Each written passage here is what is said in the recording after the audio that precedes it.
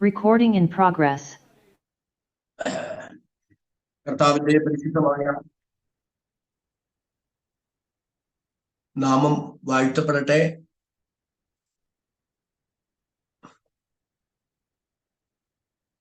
കർത്താവിന്റെ പരിശുദ്ധമായ നാമം വാഴ്ത്തപ്പെടട്ടെ. അനുഗ്രഹീതമായ നല്ല സമയത്തിനായിട്ട് കർത്താവിന് സ്തോത്രം ചെയ്യുന്നു. ബഹുമാന്യനായ സണ്ണി പാസ്റ്റർക്ക്, അദ്ദേഹത്തിന്റെ കുടുംബത്തിന് ഈ സൂം പ്ലാറ്റ്ഫോമിൽ ദൈവവചനം ശ്രദ്ധിക്കുന്ന മാതാപിതാക്കൾ, സഹോദരി സഹോദരന്മാർ, പ്രിയപ്പെട്ട കുഞ്ഞുങ്ങൾ, എല്ലാവർക്കും കർത്താവിന്റെ രക്ഷിതാവുമായ യേശുവിന്റെ വന്യപരിശുദ്ധ നാമത്തിൽ എന്റെ വിനീതമായ സ്നേഹവന്ദനം അറിയിക്കുന്നു. ഒരു പ്രാവശ്യം കൂടെ നിങ്ങളോടൊരുമിച്ച് ദൈവവചനം ശുശ്രൂഷിക്കാൻ ദൈവം തന്ന അവസരം ഒരു ഭാഗ്യമായി ഞാൻ കരുതുന്നു. വളരെ ശാന്തമായി, കാരണം ഞാൻ ശരീരത്തിന് അല്പം ഒരു പ്രയാസത്തിലൂടെ കടന്നു പോവുകയാണ്.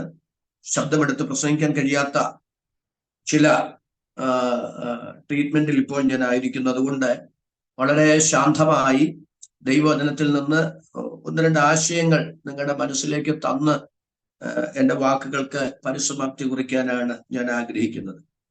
എബ്രായ ലേഖനം 2-ാം അധ്യായം അതിൻ്റെ 5 മുതൽ ഉള്ള വേദഭാഗങ്ങൾ ഇന്ന് നിങ്ങളുടെ ശ്രദ്ധയിലേക്ക് കൊണ്ടുവരാനാണ് ഞാൻ കർത്താവിന്റെ കൃപയിൽ ആഗ്രഹിക്കുന്നത്. എബ്രായ ലേഖനം 2-ാം അധ്യായം അതിൻ്റെ 5 മുതൽ 10 വരെയുള്ള വേദഭാഗങ്ങൾ. എബ്രായ ലേഖനം 2-ാം അധ്യായത്തിന്റെ 5 മുതൽ 10 വരെയുള്ള വേദഭാഗങ്ങൾ. ആരെങ്കിലും വായിക്കുന്നു? നാം പ്രസ്താവിക്കുന്ന ഭാവി ലോകത്തെ അവൻ ദൂതന്മാർക്കല്ലല്ലോ കീഴ്പ്പെടുത്തിയത്. എന്നാൽ മനുഷ്യനെ നീ ഓർക്കേണ്ടതിന് അവൻ എന്ത്? മനുഷ്യപുത്രനെ സന്ദർശിക്കേണ്ടതിന് അവൻ എന്തുമാത്രം? നീ അവനെ ദൂതന്മാരെക്കാൾ അല്പം മാത്രം താഴ്ത്തി. തേജസ്സും ബഹുമാനവും അവനെ അണിയിച്ചിരിക്കുന്നു. നിന്റെ കൈകളുടെ പ്രവൃത്തികൾക്ക് നീ അവനെ അധിപതിയാക്കി. സകലവും അവൻ്റെ കാൽ കീഴെയാക്കിയിരിക്കുന്നു എന്ന് ഒരുവൻ ഒരേടത്ത് സാക്ഷ്യം പറയുന്നു. സകലവും അവന് കീഴാക്കിയതിൽ ഒന്നിനെയും കീഴ്പ്പെടുത്താതെ വിട്ടിട്ടില്ല. എന്നാൽ ഇപ്പോൾ സകലവും അവന് കീഴ്പ്പെട്ടതായി കാണുന്നില്ല. എങ്കിലും ദൈവകൃപയാൽ എല്ലാവർക്കും വേണ്ടി മരണം ആസ്വദിപ്പാൻ ദൂതന്മാരിലും അല്പം ഒരു താഴ്ച വന്നവനായ യേശു മരണം അനുഭവിച്ചതുകൊണ്ട് അവനെ മഹത്വവും ബഹുമാനവും അണിഞ്ഞവനായി നാം കാണുന്നു. സകലത്തിനും ലാക്കും സകലത്തിനും കാരണഭൂതനുമായവൻ അനേകം പുത്രന്മാരെ തേജസ്സിലേക്ക് നടത്തുമ്പോൾ അവരുടെ രക്ഷാനായകനെ കഷ്ടാനുഭവങ്ങളാൽ തികഞ്ഞവനാക്കുന്നത് യുക്തമായിരുന്നു. ആമേൻ. മതി. വളരെ നന്ദി. നമുക്ക് വളരെ സുപരിചിതമായ ഒരു വേദഭാഗമാണ് ഇന്നത്തെ വിചിന്തനത്തിന് ആധാരമായി നാം വായിച്ചു കേട്ടത്. എബ്രായ ലേഖനം എഴുതാനുള്ള പശ്ചാത്തലത്തെ സംബന്ധിച്ച് ധാരാളം ദൈവദാസന്മാരിൽ നിന്ന് പലപ്പോഴായി നിങ്ങൾ കേട്ടിട്ടുണ്ട് എന്ന ബോധ്യം എനിക്കുള്ളത് കൊണ്ട് അതിൻ്റെ ആവർത്തനത്തിലേക്ക് കടക്കാൻ ഞാൻ ആഗ്രഹിക്കുന്നില്ല. പുരാതന മതമായ എബ്രായ മതത്തിൽ നിന്ന്, യഹൂദ മതത്തിൽ നിന്ന് ദൈവകൃപയാൽ വിശ്വാസത്തിലേക്ക് വന്ന ദൈവമക്കൾ കഷ്ടങ്ങളുടെയും നഷ്ടങ്ങളുടെയും പോരാട്ടങ്ങൾ, വെല്ലുവിളികൾ, വൈതരണികളുടെ നടുവിൽ ചങ്കൂറ്റത്തോടെ കർത്താവിന് വേണ്ടി നിന്നു. അവരറിഞ്ഞ അതിവിശുദ്ധ വിശ്വാസത്തിന് വേണ്ടി വില കൊടുത്ത് അവർ നിന്ന് മുൻപോട്ട് പോകവേ വിശ്വാസത്തിനുണ്ടായ ചില ശോധനകൾ, ഉത്തരമില്ലാത്ത ചില ചോദ്യങ്ങളിലൂടെ, വേദനകളിലൂടെ കടന്നുപോയപ്പോ അവര് പ്രതീക്ഷിച്ച സമയത്ത് ഒരു ദൈവിക ഇടപെടൽ ഉണ്ടാകായ നിമിത്തം ഹൃദയത്തിനകത്ത് ക്ഷീണമുണ്ടായി, മടുപ്പുണ്ടായി, ഒരു പരിധിവരെ ആത്മീക ജീവിതത്തിൽ അല്പം വഴുവഴുപ്പിന്റെ അനുഭവത്തിലേക്ക് അവരെത്തിച്ചേർന്നു. ഹൃദയം കൊണ്ട് ഒരു പിന്മാറ്റത്തിലേക്ക് അവർ പോയി. ശരീരം കൊണ്ട് അവര് ദൈവസഭയിൽ ഉണ്ടെങ്കിലും മനസ്സുകൊണ്ട്, ഹൃദയം കൊണ്ട് അവരൊരു ആത്മീക പിന്മാറ്റത്തിലാണ്. അപ്പൊ അവരായിരിക്കുന്ന ആത്മീക അപജയത്തിൽ നിന്ന്, ആത്മീക പിന്മാറ്റത്തിൽ നിന്ന് സത്യവിശ്വാസത്തിൽ ദൈവകൃപയിൽ അവരെ ഉറപ്പിക്കാനുള്ള ഒരു അശ്രാന്ത പരിശ്രമമാണ് എബ്രായ ലേഖനത്തിൽ ലേഖകൻ ഉടനീളം നടത്തുന്നത്. എബ്രായ ലേഖനം ആരാണ് എഴുതിയത് എന്നതിനെ സംബന്ധിച്ച് വാദപ്രതിവാദങ്ങൾ വേദപഠിതാക്കളുടെ ഇടയിലുണ്ട്. അതുകൊണ്ട് ഇന്ന് ഞാൻ ആ കാര്യങ്ങളിലേക്കൊന്നും പ്രവേശിക്കാൻ ആഗ്രഹിക്കുന്നില്ല. എന്നാൽ ആരെഴുതിയാലും ലേഖകൻ ആരാണെങ്കിലും അതിന്റെ പിന്നിൽ പ്രവർത്തിച്ചത് പരിശുദ്ധാത്മാവാണ്. അതുകൊണ്ട് നമുക്ക് ഇങ്ങനെ വിശേഷിപ്പിക്കാം, പരിശുദ്ധാത്മാവാം ദൈവം എബ്രായ ലേഖനത്തിലൂടെ എബ്രായ വിശ്വാസികളെ അവരുടെ ആത്മീക വഴുവഴുപ്പിൽ നിന്ന്, ആത്മീക അപജയത്തിൽ നിന്ന് മടക്കിക്കൊണ്ടുവരാനായിട്ട് ഒരു വലിയ തീവ്രമായ ശ്രമം തന്നെ നടത്തുന്നുണ്ട്. അങ്ങനെ എബ്രായ ലേഖനം 1-ാം അധ്യായം മുതൽ 13-ാം അധ്യായം വരെ യേശുക്രിസ്തുവിന്റെ നിസ്തുല്യത എന്ന വിഷയമാണ് മനോഹരമായി അവതരിപ്പിച്ചിരിക്കുന്നത്. അതിൽ 2-ാം അധ്യായത്തില് 5 മുതലുള്ള വേദഭാഗങ്ങൾ, അതിന്റെ 17 മുതലുള്ള വാക്യങ്ങൾ അത് തന്നെയാണ് രേഖപ്പെടുത്തിയിരിക്കുന്നത്. എന്നാൽ ഞാൻ എൻ്റെ ഇന്നത്തെ ഒരു ചിന്ത വളരെ ലളിതമായൊരു ചിന്ത നിങ്ങളുടെ മനസ്സിലേക്ക് തരാനാണ് ഇന്ന് ഞാൻ ശരണപ്പെടുന്നത്. ഈ 2-ാം അധ്യായത്തിന്റെ 5 മുതലുള്ള വാക്യങ്ങളിൽ പരിശുദ്ധാത്മാവ് വ്യക്തമാക്കുന്നത് യേശുക്രിസ്തു എന്തിനാണ് മനുഷ്യനായി മണ്ണിലേക്ക് വന്നത്, എന്തിനാണ് കർത്താവായ യേശുക്രിസ്തു ക്രൂശിൽ മരിച്ചത്. അല്പം കൂടെ പറഞ്ഞാൽ എബ്രായ ലേഖനം 2-ാം അധ്യായത്തിലെ പ്രതിപാദ്യ വിഷയം യേശുക്രിസ്തു 1-ാം അധ്യായത്തിൽ യേശുക്രിസ്തു പഴയ നിയമ പ്രവാചകന്മാരെക്കാൾ ശ്രേഷ്ഠൻ എന്നുള്ളതാണെങ്കിൽ 2-ാം അധ്യായത്തിൽ കർത്താവായ യേശുക്രിസ്തു ദൂതന്മാരെക്കാൾ ശ്രേഷ്ഠൻ എന്നുള്ളതാണ്. അതുകൊണ്ടാണ് ആവർത്തിച്ച് ദൂതന്മാരിലും അല്പം ഒരു താഴ്ച വന്നവനായ യേശു എന്ന് പറയുന്നത്. അപ്പൊ യേശുക്രിസ്തുവിന്റെ ദൈവത്വം എന്നത് എബ്രായ വിശ്വാസികൾക്ക് ഒരു ചോദ്യം ചിഹ്നം തന്നെയായിരുന്നു. ദൈവം എന്തിനു മനുഷ്യനായി മണ്ണിൽ വരണം? ദൂതന്മാരാണോ ശ്രേഷ്ഠൻ, അതോ ദൂതന്മാരെക്കാൾ ശ്രേഷ്ഠനാണോ കർത്താവായ യേശുക്രിസ്തു? കാരണം യഹൂദന്മാരെ, എബ്രായരെ അമിതമായി ദൂതന്മാർക്ക് പ്രാധാന്യം കൊടുത്തിരുന്നവരാണ്. എന്നോട് പറഞ്ഞാൽ ദൂതന്മാർക്ക് അമിത പ്രാധാന്യം കൊടുത്തിരുന്നവരാണ് അവര്. അപ്പൊ ദൂതന്മാരെക്കാൾ യേശുക്രിസ്തു ശ്രേഷ്ഠനാണെന്നാണ് 2-ാം അധ്യായത്തിൽ വ്യക്തമാക്കുന്നത്. എന്നാൽ അതല്ല നമ്മുടെ പ്രതിപാദ്യ വിഷയം. യേശുക്രിസ്തു എന്തിന് മനുഷ്യനായി മണ്ണിൽ വന്നു, എന്തിന് കർത്താവായ യേശുക്രിസ്തു ക്രൂശിൽ മരിച്ചു? അതാണ് വായിച്ചപ്പോ തന്നെ അത് എത്ര മനോഹരമായിട്ടാണ് ആ വാക്യം വായിച്ചത്. 9-ാമത്തെ വാക്യം, എങ്കിലും ദൈവകൃപയാൽ എല്ലാവർക്കും വേണ്ടി മരണം ആസ്വദിപ്പാൻ ദൂതന്മാരിലും അല്പമൊരു താഴ്ച വന്നവനായ യേശു മരണം അനുഭവിച്ചതുകൊണ്ട് അവനെ മഹത്വവും ബഹുമാനവും അണിഞ്ഞവനായി നാം കാണുന്നു.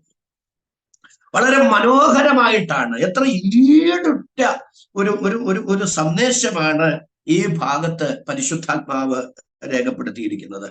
അങ്ങനെയാണെങ്കിൽ യേശുക്രിസ്തു എന്തിന് മനുഷ്യനായി മണ്ണിൽ വന്നു? അല്ല, അല്പം കൂടെ കടന്നു പറഞ്ഞാൽ എന്തുകൊണ്ട് മനുഷ്യനായി മണ്ണിൽ വരേണ്ടി വന്നു, ക്രൂശിൽ മരിക്കേണ്ടി വന്നു? അതാണ് 5-ാമത്തെ വാക്യം മുതൽ നാം ഒന്ന് ധ്യാനിക്കാൻ ആരംഭിക്കുന്നത്. 5-ാം വാക്യം ഞാനൊന്ന് വായിക്കുകയാണ്.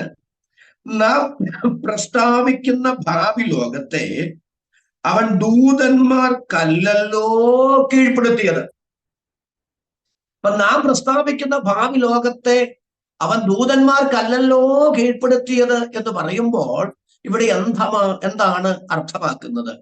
യേശുക്രിസ്തുവിന്റെ ക്രൂശും മരണം മൂലം ഒരു കാര്യം സാധിപ്പിച്ചു. അത് ഞാൻ പിന്നീട് വ്യക്തമാക്കാം. ആ സാധിപ്പിക്കപ്പെട്ട കാര്യം ദൂതന്മാർക്കു വേണ്ടി അല്ല, പിന്നെ ആർക്കു വേണ്ടിയാണ് എന്നാണ് ഇവിടെ വ്യക്തമാക്കുന്നത്. അങ്ങനെയാണെങ്കിൽ ഒരു കാര്യം അവിതർക്കിതമായിട്ട് പറയുന്നു, ദൂതന്മാർക്ക് വേണ്ടിയല്ല ആ കാര്യം യേശു ക്രൂശിൽ നിവർത്തിച്ചത്. പിന്നെ ആരാണ്? നമുക്ക് വേണ്ടിയാണ്, മനുഷ്യവർഗത്തിന് വേണ്ടിയാണ് എന്ന് വ്യക്തമാക്കുകയാണ്. അവിടെ എന്താണ് യേശു ക്രൂശിൽ നിവർത്തിച്ചത്? നാം പ്രസ്താവിക്കുന്ന ഭാവി ലോകത്തെ. അപ്പൊ ഇവിടെ നാം പ്രസ്താവിക്കുന്ന ഭാവി ലോകം എന്ന് പറയുമ്പോൾ അർത്ഥമാക്കുന്നത് സ്വർഗമല്ല. സ്വർഗം നമുക്ക് തരുന്നു എന്ന ആശയത്തിൽ ഒരിക്കലും ഇത് എടുക്കരുത്. ഭാവി ലോകം എന്നതുകൊണ്ട് എന്നാണ് അർത്ഥമാക്കുന്നത്. ശ്രദ്ധിക്കുക, വേദപുസ്തകത്തിലെ മനോഹരമായ ഒരു വിഷയമാണ് ലോകം എന്നുള്ളത്. വിശേഷാൽ പുതിയ നിയമത്തിൽ നിങ്ങൾ ഉടനീളം പരിശോധിച്ചാൽ ലോകം ലോകം ലോകം ലോകം ലോകം എന്ന് ധാരാളം പ്രാവശ്യം എടുത്തു പറഞ്ഞിട്ടുണ്ട്.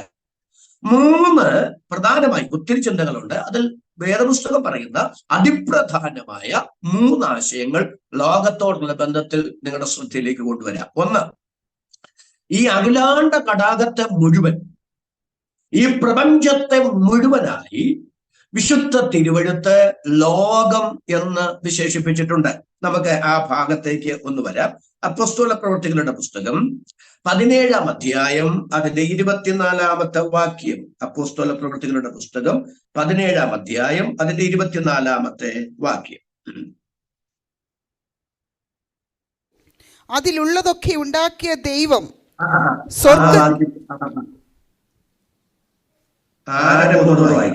ലോകവും അതിലുള്ളതൊക്കെയും ഉണ്ടാക്കിയ ദൈവം സ്വർഗത്തിനും മതി, വളരെ നന്ദി.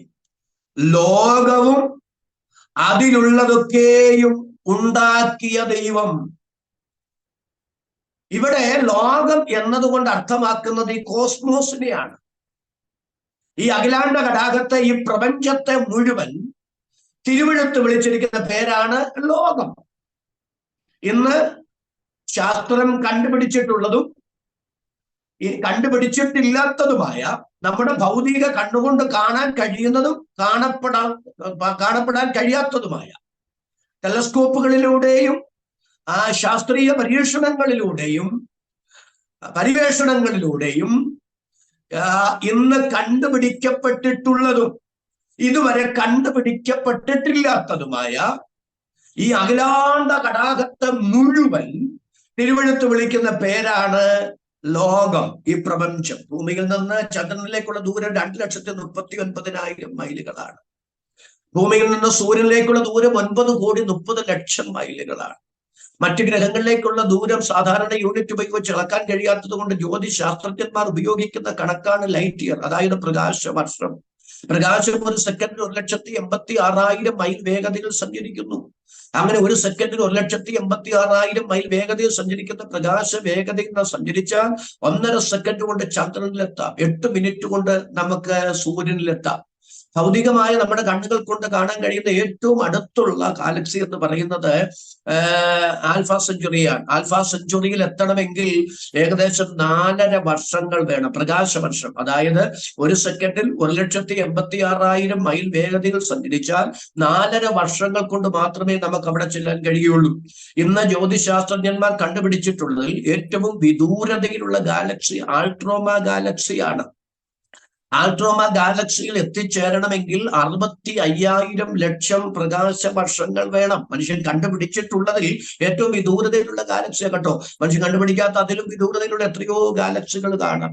അപ്പൊ ഒരു സെക്കൻഡിൽ 1,86,000 മൈൽ വേഗതയിൽ സഞ്ചരിച്ചാൽ 65,000 ലക്ഷം വർഷം സഞ്ചരിച്ചാലും എത്താത്ത ആൾട്രോമ ഗാലക്സി ഉണ്ടെന്നൊക്കെ കേൾക്കുമ്പോൾ നാം ഒരു കാര്യം മനസ്സിലാക്കണം. ദൈവത്തിന് സ്തോത്രം. ഞാൻ ഈ സൂം മീറ്റിംഗിൽ ജോയിൻ ചെയ്തപ്പോൾ ആരാ പ്രാർത്ഥിച്ചതുപോലെ ഈ അഖിലാണ്ട കടാകത്തെ മുഴുവൻ സൃഷ്ടിച്ച ഒരു വാക്കുകൊണ്ട് ഇതിനെയെല്ലാം വിളിച്ചു വരുത്തിയ സർവശക്തനായ ദൈവം ആരാണ്? ദൈവത്തിന്റെ സ്തോത്രം.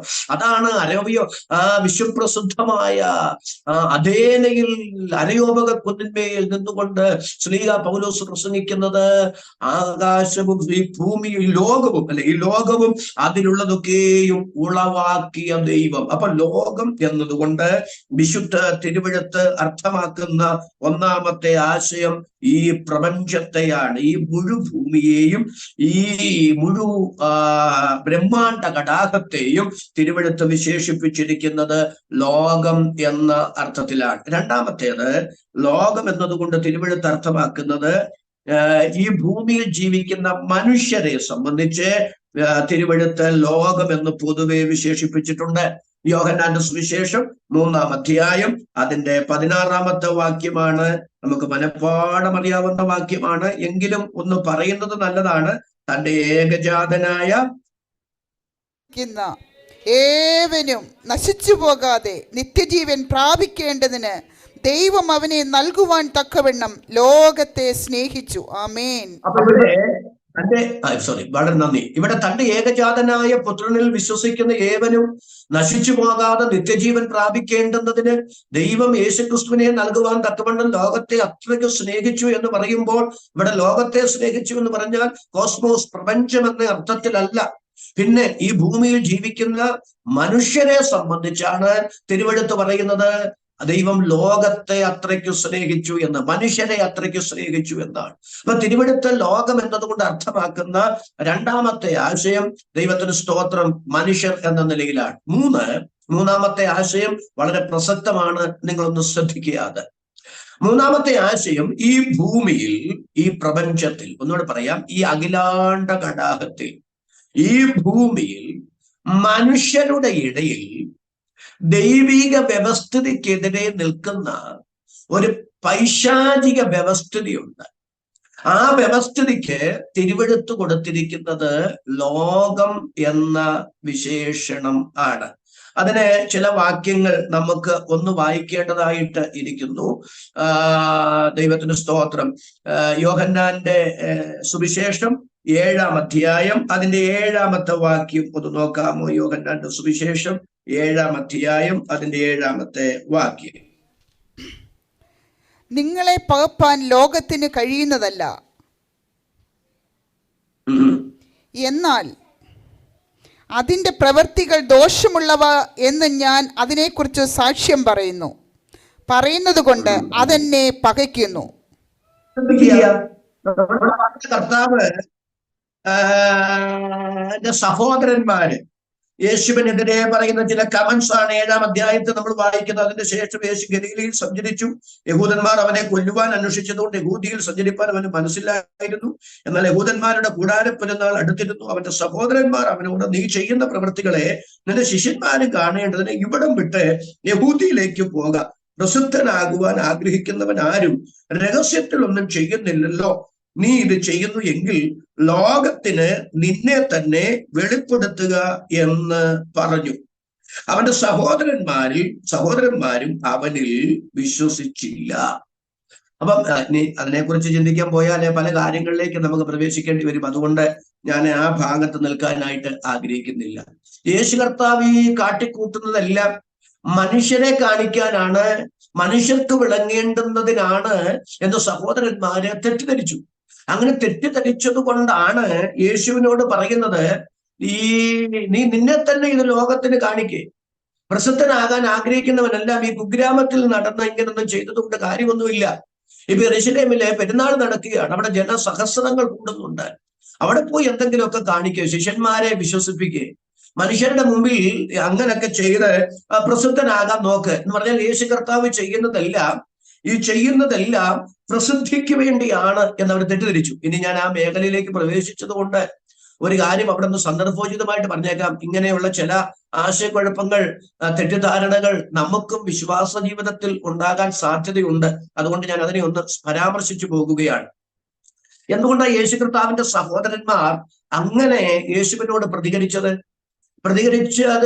നമുക്ക് അവരെ അങ്ങനെ അങ്ങ് കുറ്റപ്പെടുത്താനും പറ്റില്ല. എന്താ കുറ്റപ്പെടുത്താൻ പറ്റില്ലെന്ന് ഞാൻ പറഞ്ഞത്? നിങ്ങൾ തിരുവെഴുത്ത് ശാന്തമായി പഠിച്ചാലേ യേശു കർത്താവിന്റെ മാതാപിതാക്കളെ കുറിച്ച് രേഖപ്പെടുത്തിയിട്ടുണ്ട്. യേശു കർത്താവിന്റെ മനുഷ്യത്വത്തിലെ അമ്മ മറിയ, വളർത്തച്ഛനായ യോസേഫ്. അപ്പോ 12-ാമത്തെ വയസ്സില് ആലയത്തിൽ നിന്ന് വരുന്ന സമയത്ത് യേശു കർത്താവിനെ കാണാത്തത് കൊണ്ട് മറ്റു പുരുഷാരത്തിൽ ആരുടെയെങ്കിലൊക്കെ കൂടെ കാണുമെന്ന് അമ്മയും അപ്പനും മാറി മാറി ചിന്തിക്കുകയും, എന്നാൽ അതിനുശേഷം കാണപ്പെടാതെ പോകുക നിമിത്തം, യേശുവിനെ കാണായിക നിമിത്തം വീണ്ടും പോയി തിരഞ്ഞന്വേഷിച്ചുകൊണ്ട് വരികയൊക്കെ ചെയ്യുന്ന രംഗം നമ്മൾ കാണുന്നുണ്ട്. അതിനുശേഷം നമ്മൾ തിരുവെഴുത്തിൽ വായിക്കുന്നത് അവൻ മാതാപിതാക്കൾക്ക് കീഴ്പ്പെട്ടിരുന്നു എന്നാണ്. 30-ാമത്തെ വയസ്സിലാണ് യേശു കർത്താവ് പരസ്യ ശുശ്രൂഷയിലേക്ക് ഇറങ്ങുന്നത്. എന്നാൽ ആ പരസ്യ ശുശ്രൂഷ കാലയളവ് നിങ്ങൾ ശ്രദ്ധിച്ചിട്ടുണ്ടോ? അതിൻ്റെ ഒരു മധ്യസമയമൊക്കെ ആകുമ്പോൾ അവന്റെ അമ്മയും സഹോദരങ്ങളും അവനെ കാണാൻ വന്നു എന്ന് രേഖപ്പെടുത്തിയിട്ടുണ്ട്. അതുപോലെ തന്നെ ക്രൂശിൽ നമ്മുടെ വാഴ്ത്തപ്പെട്ട കർത്താവ് കിടക്കുന്ന സമയത്ത് യോഹന്നാനോട്, തന്റെ ശിഷ്യനായിരുന്ന യോഹന്നാനോട്, ഇതാ നിന്റെ അമ്മയെന്നും അമ്മയോട് ഇതാ നിന്റെ മകൻ എന്നും വാഴ്ത്തപ്പെട്ട കർത്താവ് പറയുന്നുണ്ട്. പെന്തക്കോസ്ത് ദിവസത്തില് പരിശുദ്ധാത്മാവിനെ പ്രാപിക്കാനായിട്ട് 120 പേര് കൂടിയിരിക്കുന്ന കൂട്ടത്തില് യേശു കർത്താവിന്റെ അമ്മയുടെയും സഹോദരങ്ങളുടെയും കാര്യം പറയുന്നുണ്ട്. എന്നാൽ ഇവിടെയൊന്നും നമുക്ക് യോസേഫിനെ കുറിച്ച് പരാമർശിക്കുന്നതായി കാണാനേ കഴിയുന്നില്ല. നിങ്ങൾ എൻ്റെ ആശയത്തിൽ എൻ്റെ കൂടെ വരുന്നുണ്ടെന്നാണ് എൻ്റെ ചിന്ത. യേശു കർത്താവിന്റെ പരസ്യ ശുശ്രൂഷ തുടങ്ങി ചില നാളുകൾക്ക് ശേഷം അമ്മയെക്കുറിച്ചും സഹോദരങ്ങളെക്കുറിച്ചും ആവർത്തിച്ച് പലയിടത്തും രേഖപ്പെടുത്തിയിട്ടുണ്ട്. ഈവൻ ക്രൂശിന് ചുവട്ടിൽ അമ്മയുള്ളതായി രേഖപ്പെടുത്തിയിട്ടുണ്ട്. അതുകൊണ്ടാണ് അമ്മയെ ഇതാ നിന്റെ മകനെന്ന് യോഹന്നാനോടും ഇതാ നിന്റെ അമ്മയെന്നും പറയുന്നത്.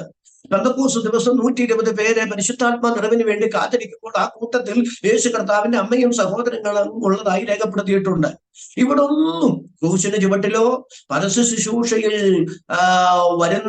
യേശുവിനെ കാണാൻ വന്നവരുടെ സഹോദരങ്ങളുടെയും മറിയയുടെയും കൂട്ടത്തിലോ പെന്തക്കോസ്ത് ദിവസം കാത്തിരുന്നവരുടെ കൂട്ടത്തിലോ നമ്മൾ യോസേപ്പിനെ കാണുന്നില്ല. അതിന്റെ അർത്ഥം എന്താണ്? അതിന്റെ അർത്ഥം ഇതിനിടയ്ക്ക് എവിടെയോ യോസേഫ് ഈ ഭൂമിയിൽ നിന്ന് മാറ്റപ്പെട്ടിട്ടുണ്ട്. ദൈവത്തിന് സ്തോത്രം. ഇവർ ഇട്ടേച്ചു പോയിട്ടു യാതൊരു കാരണവശാലും യോസേഫ് അവരെ വിട്ടുപോയിട്ടില്ല. എന്ന് പറഞ്ഞാൽ അവരെ ഉപേക്ഷിച്ചിട്ട് പോയിട്ടില്ല. ആ കുടുംബത്തിന് പ്രതിസന്ധി ഉണ്ടായിട്ടില്ല. പക്ഷേ ഉണ്ടായ പ്രതിസന്ധി ഇതിനിടയ്ക്ക് എവിടെയോ യോസേഫ്, യേശു കർത്താവിന്റെ വളർത്തച്ഛനായ യോസേഫ് ഇതിനിടയ്ക്ക് എവിടെയോ നിത്യതയിലേക്ക് മാറ്റപ്പെട്ടിട്ടുണ്ട്, മണ്ണിൽ കണ്ണടച്ചിട്ടുണ്ട്. അപ്പൊ ആ കുടുംബത്തിൽ അങ്ങനൊരു പ്രതിസന്ധിയെ ആ സഹോദരങ്ങൾ അഭിമുഖീകരിക്കേണ്ടി വന്നിട്ടുണ്ട്.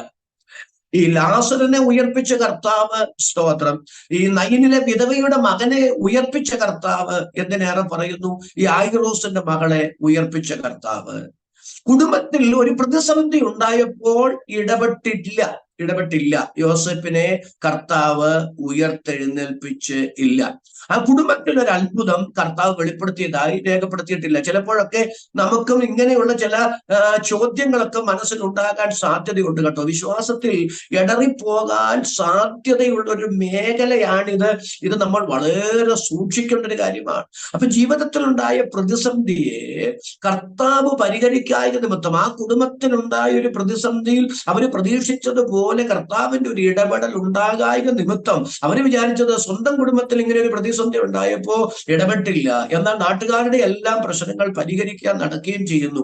അതുകൊണ്ട് ആ ഒരു മുനവെച്ചുള്ള വർത്താനം എന്ന് വേണമെങ്കിൽ നമുക്ക് വിശേഷിപ്പിക്കാം. പ്രസിദ്ധനാകാൻ ആഗ്രഹിക്കുന്നവനല്ല, മനുഷ്യന്റെ മുമ്പിൽ പോയി ചെയ് എന്നുള്ള ആശയത്തിലാണ്, ഒരു ദ്വയാർത്ഥ പ്രയോഗം വെച്ചാണ് അവരത് സംസാരിക്കുന്നത്. പ്രിയപ്പെട്ടവരെ, ജീവിതത്തില് നമ്മൾ പ്രതീക്ഷിക്കുന്ന സമയത്ത് പെട്ടെന്നൊരു ദൈവിക ഇടപെടൽ ഉണ്ടാകായ നിമിത്തം ഹൃദയം ക്ഷീണിക്കാനോ വിശ്വാസത്തിൽ അത് ചോദ്യമായി ഉയരാനോ അത് ആത്മീക ഇടർച്ചയ്ക്ക് കാരണമാകാനോ പാടില്ല കേട്ടോ. 5 അപ്പവും 2 മീനും കൊണ്ട് കർത്താവ് 5000 പുരുഷന്മാരെ പോഷിപ്പിച്ചു. 12 കൊട്ട കർത്താവ് മിച്ചം പിടിക്കുകയും ചെയ്തിട്ടുണ്ട്. എന്നാൽ ശിഷ്യന്മാരുടെ ജീവിതത്തിലേക്ക് നിങ്ങൾ പരിശോധിച്ചാൽ വിശന്നിട്ട് വയൽ വരമ്പിലൂടെ അവർ നടക്കുമ്പോൾ കതിര് പറിച്ച് തിരുമി തിന്നേണ്ടി വന്ന രംഗങ്ങളും രേഖപ്പെടുത്തിയിട്ടുണ്ട്. അർത്ഥം, കർത്താവ് അവർക്ക് ആ സമയത്ത്, സ്തോത്രം, മറ്റൊരു അത്ഭുതമൊന്നും ചെയ്ത് അവരെ തൃപ്തിപ്പെടുത്തിയില്ല. അവരെ വരമ്പത്തുകൂടെ നടന്നു പോകുമ്പോൾ കതിര് പറിച്ച് തിരുമി തിന്നേണ്ടുന്ന സാഹചര്യങ്ങളും അവരുടെ ജീവിതത്തിൽ ഉണ്ടായി. അപ്പൊ ജീവിതത്തിൽ നേട്ടങ്ങളും കോട്ടങ്ങളും ഉയർച്ചകളും താഴ്ചകളും ഒക്കെ സംഭവിച്ചെന്ന് വരാം. അങ്ങനെ നേട്ടങ്ങളിൽ അഹങ്കരിക്കാതെയും കോട്ടങ്ങളിൽ പുറപ്പെടുക്കാതെയും ക്രിസ്തുവിൽ എപ്പോഴും നമ്മെ ജയോത്സവമായി നടത്തുന്ന ദൈവം എന്ന് സ്തോത്രം ചെയ്ത് പറയാനുള്ള ഒരു ആത്മീക പക്വത, അങ്ങനെയുള്ള ഒരു ആത്മീക വളർച്ച ഒരു ദൈവ പൈതലിന് അനിവാര്യമാണ്.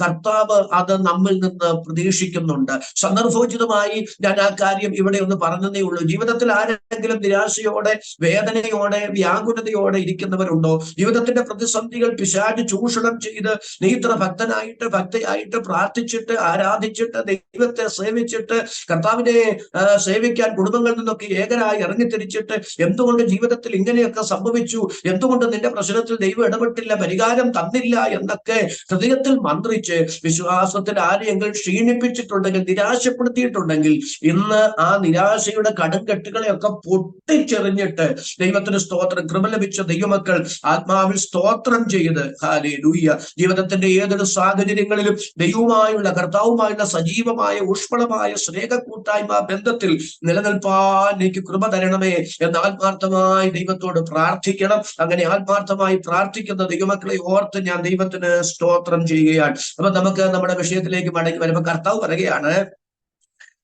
ലോകത്തിന് എന്നെ സ്നേഹിക്കാനായിട്ട് കഴിയത്തില്ല, കാരണം ലോകത്തിന് എന്നെ പകയ്ക്കാനേ കഴിയുകയുള്ളൂ. എന്നാൽ ലോകത്തിന് എന്നെ പകയ്ക്കാൻ കാരണം അതിന്റെ പ്രവൃത്തികൾ ദോഷമുള്ളതാണ് എന്ന് ഞാൻ പറയുന്നു. ഇവിടെ കർത്താവ് അർത്ഥമാക്കുന്ന ലോകം എന്താ? ഇവിടെ കർത്താവ് അർത്ഥമാക്കുന്ന ലോകം പ്രപഞ്ചമല്ല, മനുഷ്യരെയുമല്ല ഇവിടെ കർത്താവ് അർത്ഥമാക്കുന്ന ലോകം. ഈ ഭൂമിയിൽ, ഈ പ്രപഞ്ചത്തിൽ, മനുഷ്യരുടെ ഇടയിൽ ദൈവിക വ്യവസ്ഥിതിക്കെതിരെ നിൽക്കുന്ന ഒരു സാത്താന്യ വ്യവസ്ഥിതിയുണ്ട്. യാക്കോബിന്റെ ലേഖനം ഇത് വായിക്കുമ്പോൾ അല്പം നമുക്ക് മനപ്രയാസം തോന്നാൻ സാധ്യതയുള്ളൊരു വാക്യമാണ്. എങ്കിലും നമ്മൾ ആ വിഷയത്തിലേക്കൊന്ന് വരുന്നത് കൊണ്ട് അതൊന്ന് വായിക്കുന്നത് നല്ലതാണ്. യാക്കോബിന്റെ ലേഖനം 4-ാം അധ്യായം 4-ാമത്തെ വാക്യമാണ്. ഞാനത് പറയാം. വ്യഭിചാരിണികളായുള്ളവരെ, ലോകസ്നേഹം ദൈവത്തോട് ശത്രുത്വമാകുന്നു എന്ന് നിങ്ങൾ അറിയുന്നില്ലയോ? ആകയാൽ ലോകത്തിന്റെ സ്നേഹിതനാകുവാൻ ഇച്ഛിക്കുന്നവനെല്ലാം ദൈവത്തിന്റെ ശത്രുവായിത്തീരുന്നു. ആ വാക്യം ഞാൻ ഒന്നുകൂടെ വായിക്കുന്നു. വ്യഭിചാരിണികളായുള്ളവരെ, ലോകസ്നേഹം ദൈവത്തോട് ശത്രുത്വമാകുന്നു എന്ന് നിങ്ങൾ അറിയുന്നില്ലയോ? ആകയാൽ ലോകത്തിന്റെ സ്നേഹിതനാകുവാൻ ഇച്ഛിക്കുന്നവനെല്ലാം ദൈവത്തിന്റെ ശത്രുവായി തീരുന്നു. അവിടെ എന്താ ലോകസ്നേഹം എന്ന് പറയുന്നത്? അവിടെ ലോകസ്നേഹം എന്ന് പറയുന്നത് അവിടെ പ്രത്യേക പാപത്തെ കുറിച്ച് പറയുന്നില്ലേ? ആ പാപത്തെ അപ്പൊ നമുക്ക് ഇങ്ങനെ പറയാം, അധാർമികതയെ, അശുദ്ധിയെ, പാപത്തെ തിരുവെഴുത്ത് ലോകം എന്നാണ് വിശേഷിപ്പിച്ചിരിക്കുന്നത്. അതുകൊണ്ടാണ് 1 യോഹന്നാന്റെ ലേഖനത്തിൽ നമ്മൾ വായിക്കുന്നത്. 1 യോഹന്നാന്റെ ലേഖനം 2-ാം അധ്യായം അതിന്റെ 15 മുതൽ 17 വരെയുള്ള വാക്യങ്ങൾ ഒന്ന് വായിക്കാമോ? 1 യോഹന്നാന്റെ ലേഖനം 2-ാം അധ്യായം അതിന്റെ 15 മുതൽ 17 വരെയുള്ള വേദഭാഗങ്ങൾ. ലോകത്തെയും ലോകത്തിലുള്ളതിനെയും സ്നേഹിക്കരുത്. ഒരുവൻ ലോകത്തെ സ്നേഹിക്കുന്നുവെങ്കിൽ അവനിൽ പിതാവിന്റെ സ്നേഹമില്ല. ജഡമോഹം, കൺമോഹം, ജീവനത്തിന്റെ പ്രതാപം, ഇങ്ങനെ ലോകത്തിലുള്ളതെല്ലാം പിതാവിൽ നിന്നല്ല, ലോകത്തിൽ നിന്നത്രേ ആകുന്നു. ലോകവും അതിന്റെ മോഹവും ഒഴിഞ്ഞു പോകുന്നു. ദൈവേഷ്ടം ചെയ്യുന്നവനോ എന്നേക്കും ഇരിക്കുന്നു. ആമേൻ. എത്ര മനോഹരമായ ചിന്തകളാണത്! ലോകത്തെയും ലോകത്തിലുള്ളതിനെയും സ്നേഹിക്കരുത്, അല്ലെ? ഒരുവൻ ലോകത്തെ സ്നേഹിക്കുന്നു എങ്കിൽ അവനിൽ പിതാവിന്റെ സ്നേഹം ഇല്ല. ലോകസ്നേഹം ദൈവത്തോട് ശത്രുത്വമാകുന്നു. ലോകവും അതിന്റെ മോഹവും ഒഴിഞ്ഞു പോകും. ദൈവേഷ്ടം ചെയ്യുന്നവനോ എന്നേക്കും ജീവിക്കുന്നു. അപ്പൊ ഈ പ്രപഞ്ചത്തിൽ മനുഷ്യരുടെ ഇടയിൽ ദൈവത്തിന്റെ വ്യവസ്ഥിതി, വിശുദ്ധിയുടെ, നീതിയുടെ, സത്യത്തിന്റെ, ധാർമ്മികതയുടെ, സ്നേഹത്തിന്റെ വ്യവസ്ഥിതിയാണ്. ആ വ്യവസ്ഥിതിക്കെതിരെ നിൽക്കുന്ന അശുദ്ധിയുടെ, പാപത്തിന്റെ, അധാർമികതയുടെ, മ്ലേച്ഛതയുടെ, അസത്യത്തിന്റെ ഒരു വ്യവസ്ഥിതിയുണ്ട്. ആ വ്യവസ്ഥിതിക്ക് തിരുവെഴുത്ത് കൊടുത്തിരിക്കുന്ന പേരാണ് ലോകം. ആ വ്യവസ്ഥിതിക്ക് ഒരു നേതാവുണ്ട്, അത് പിശാചാണ്. അതുകൊണ്ട് പിശാചിനെ തിരുവെഴുത്ത് പറയുന്നത് ഈ ലോകത്തിന്റെ ദൈവമെന്ന്. ഈ ലോകത്തിന്റെ ദൈവം അവിശ്വാസികളുടെ കണ്ണ് കുരുടാക്കിയിരിക്കുന്നു നമ്മൾ വായിക്കുന്നുണ്ട് കൊരിന്ത്യർ ലേഖനത്തിൽ. അപ്പം ഈ ലോകത്തിന്റെ ദൈവം എന്ന് പറഞ്ഞാൽ അവിടെ അർത്ഥമാക്കുന്നത് പ്രപഞ്ചത്തിന്റെ ദൈവം എന്ന അർത്ഥത്തിലല്ല, സൃഷ്ടാവെന്ന അർത്ഥത്തിലല്ല, മനുഷ്യരുടെ ദൈവം എന്ന അർത്ഥത്തിലുമല്ല. പിന്നെ ആ ദൈവിക വ്യവസ്ഥിതിക്കെതിരെ നിൽക്കുന്ന അശുദ്ധിയുടെ, പാപത്തിന്റെ, അധാർമികതയുടെ വ്യവസ്ഥിതിയുടെ നേതാവ്, നിയന്ത്രണാതാവ് എന്ന നിലയിലാണ് പിശാചിനെ ഈ ലോകത്തിന്റെ ദൈവം എന്ന് വിശേഷിപ്പിച്ചിരിക്കുന്നത്. മാത്രമല്ല അവനെ ഈ ലോകത്തിന്റെ പ്രഭു എന്നും തിരുവെഴുത്ത് പറയുന്നുണ്ട്. അതിന്റെ അർത്ഥം, ദൈവത്തിന്റെ സ്തോത്രം, ഈ ലോകത്തിന്റെ ദൈവം എന്ന്, ലോകത്തിന്റെ പ്രഭു എന്ന് പറയുമ്പോൾ ഈ വ്യവസ്ഥിതിയുടെ പ്രഭു എന്ന അർത്ഥത്തിലാണ് തിരുവെഴുത്ത് പറയുന്നത്. അപ്പൊ നിങ്ങൾക്ക് ഞാൻ പറഞ്ഞ ആശയം മനസ്സിലാകുന്നതാണ് എന്റെ ചിന്ത. ലോകത്തെയും ലോകത്തിലുള്ളതിനെയും സ്നേഹിക്കരുത്. പ്രിയപ്പെട്ടവരെ, ഈ പ്രപഞ്ചത്തിൽ മനുഷ്യരുടെ ഇടയിൽ ദൈവത്തിന്റെ വ്യവസ്ഥിതിക്കെതിരെ നിൽക്കുന്ന അധാർമികതയുടെ, അശുദ്ധിയുടെ, അസത്യത്തിന്റെ, മ്ലേച്ഛതയുടെ, ദൈവത്തിന് സ്തോത്രം, ഒരു വ്യവസ്ഥിതി നിലനിൽക്കുന്നുണ്ട്. ആ വ്യവസ്ഥിതിയുമായി നമുക്ക് വലിയ പോരാട്ടമുണ്ട്. ദൈവത്തിന് സ്തോത്രം, ദൈവത്തിന് സ്തോത്രം. നമുക്ക് പോരാട്ടമുള്ളത് ജഡരക്തങ്ങളോടല്ല. ദൈവത്തിന് സ്തോത്രം. ഈ വ്യവസ്ഥിതിയോടുള്ള പോരാട്ടമാണ് ഒരു വിശ്വാസിയുടെ ആത്മീക ജീവിതം എന്ന് വേണമെങ്കിൽ നമുക്ക് വിശേഷിപ്പിക്കാം. അതുകൊണ്ട് കർത്താവ് പറഞ്ഞു, നിങ്ങൾ ലോകക്കാരായിരുന്നെങ്കിൽ ലോകം നിങ്ങളെ സ്നേഹിക്കുമായിരുന്നു. എന്നാൽ ലോകത്തിൽ നിന്ന് ഞാൻ നിങ്ങളെ തെരഞ്ഞെടുത്തത് കൊണ്ട് ലോകം നിങ്ങളെ പകയ്ക്കുന്നു. എന്നിട്ട് കർത്താവ് പറയുകയാണ്, എങ്കിലും ധൈര്യപ്പെടുവീൻ, ഞാൻ ലോകത്തെ ജയിച്ചിരിക്കുന്നു. ദൈവത്തിന് സ്തോത്രം. അതിന്റെ അർത്ഥം എന്താ? ഈ സാത്താന്യ വ്യവസ്ഥിതിയിൽ ദൈവത്തിന് സ്തോത്രം ഒരംഗമായിരുന്നു നാം എങ്കിൽ, ആ വ്യവസ്ഥിതിയിലാണല്ലോ മഹാഭൂരിപക്ഷം മനുഷ്യന് കിടക്കുന്നത്. അവരെല്ലാവരും നമ്മളെ സ്നേഹിക്കുമായിരുന്നു. അതാ കർത്താവ് പറയുന്നത്. നിങ്ങൾ ലോകക്കാരായിരുന്നെങ്കിൽ, ഈ ഈ ഈ ഈ വ്യവസ്ഥിതിക്ക് അനുസരിച്ച് നിങ്ങൾ ജീവിക്കുന്നവരായിരുന്നെങ്കിൽ നിങ്ങൾക്ക് ഒത്തിരി ഫ്രണ്ട്സ് കാണുമായിരുന്നു, നിങ്ങളെ ചുറ്റിപ്പറ്റി ധാരാളം പേര് കാണുമായിരുന്നു. എന്നാൽ നിങ്ങൾ ആ വ്യവസ്ഥിതിയിൽ നിന്ന് പുറത്തു വരികയും ആ വ്യവസ്ഥിതിക്കെതിരെ നിങ്ങൾ നീങ്ങുന്നവരുമാകയാൽ ദൈവത്തിന് സ്തോത്രം, ലോകം നിങ്ങളെ പകയ്ക്കുന്നു. ഇപ്പൊ ക്രിസ്തീയ കഷ്ടം എന്ന് പറഞ്ഞാൽ എന്താണ്? ക്രിസ്തീയ കഷ്ടം എന്ന് പറഞ്ഞാൽ തിരുവെടുത്ത് പറയുന്നത്, ദൈവത്തിന് സ്തോത്രം, ആ വ്യവസ്ഥിതിയുമായി നാം താതാത്മ്യപ്പെടാതെ ആ വ്യവസ്ഥിതിക്കെതിരെ നിൽക്കുന്നത് കൊണ്ട്. ഇപ്പൊ ഉദാഹരണം ഒന്ന് നിങ്ങളോട് പറയേണ്ട കാര്യം ഉണ്ടെന്ന് എനിക്ക് തോന്നുന്നില്ല. നമുക്ക് വിശ്വാസിക്ക് ജീവിക്കേണ്ട ജീവിത രേഖ നമ്മൾ എങ്ങനെ ഈ വിശുദ്ധ ജീവിതം നയിക്കണമെന്ന് തിരുവെടുത്ത് പറയുന്നുണ്ട്. അങ്ങനെ വിശുദ്ധ ജീവിതം നയിക്കുമ്പോൾ എങ്ങനെ നാം വേർപാട് പാലിക്കണമെന്ന് തിരുവെടുത്ത് പറയുന്നുണ്ട്. അങ്ങനെ വേർപാട് പാലിക്കുമ്പോൾ ദൈവത്തിന് സ്തോത്രം, അത് മനസ്സിലാകാത്ത, അതിനെ ഉൾക്കൊള്ളാൻ കഴിയാത്ത ഈ സാത്താന്യ വ്യവസ്ഥിതിക്കകത്ത് ജീവിക്കുന്നവരിൽ നിന്ന് നമുക്കുണ്ടാകുന്ന എതിർപ്പുകളെ, നമുക്കുണ്ടാകുന്ന അപമാനങ്ങളെ, നമുക്കുണ്ടാകുന്ന ഉപദ്രവങ്ങളെ, ദൈവത്തിന് സ്തോത്രം, അതൊക്കെയാണ് തിരുവെടുത്ത് ദൈവത്തിന് സ്തോത്രം ക്രിസ്തീയ ജീവിതത്തിൽ നമുക്കുണ്ടാകുന്ന കഷ്ടങ്ങൾ എന്ന് വിശേഷിപ്പിച്ചിരിക്കുന്നത്. ഒരു ദൈവ പൈതൽ അതിന് വില കൊടുത്തേ പറ്റൂ. ഒരു ദൈവ പൈതൽ അതിനെ ജയിച്ചേ പറ്റൂ. ദൈവത്തിന് സ്തോത്രം. അതുകൊണ്ട് കർത്താവ് പറയുന്നത്, ലോകത്തിൽ നിങ്ങൾക്ക് കഷ്ടമുണ്ട്.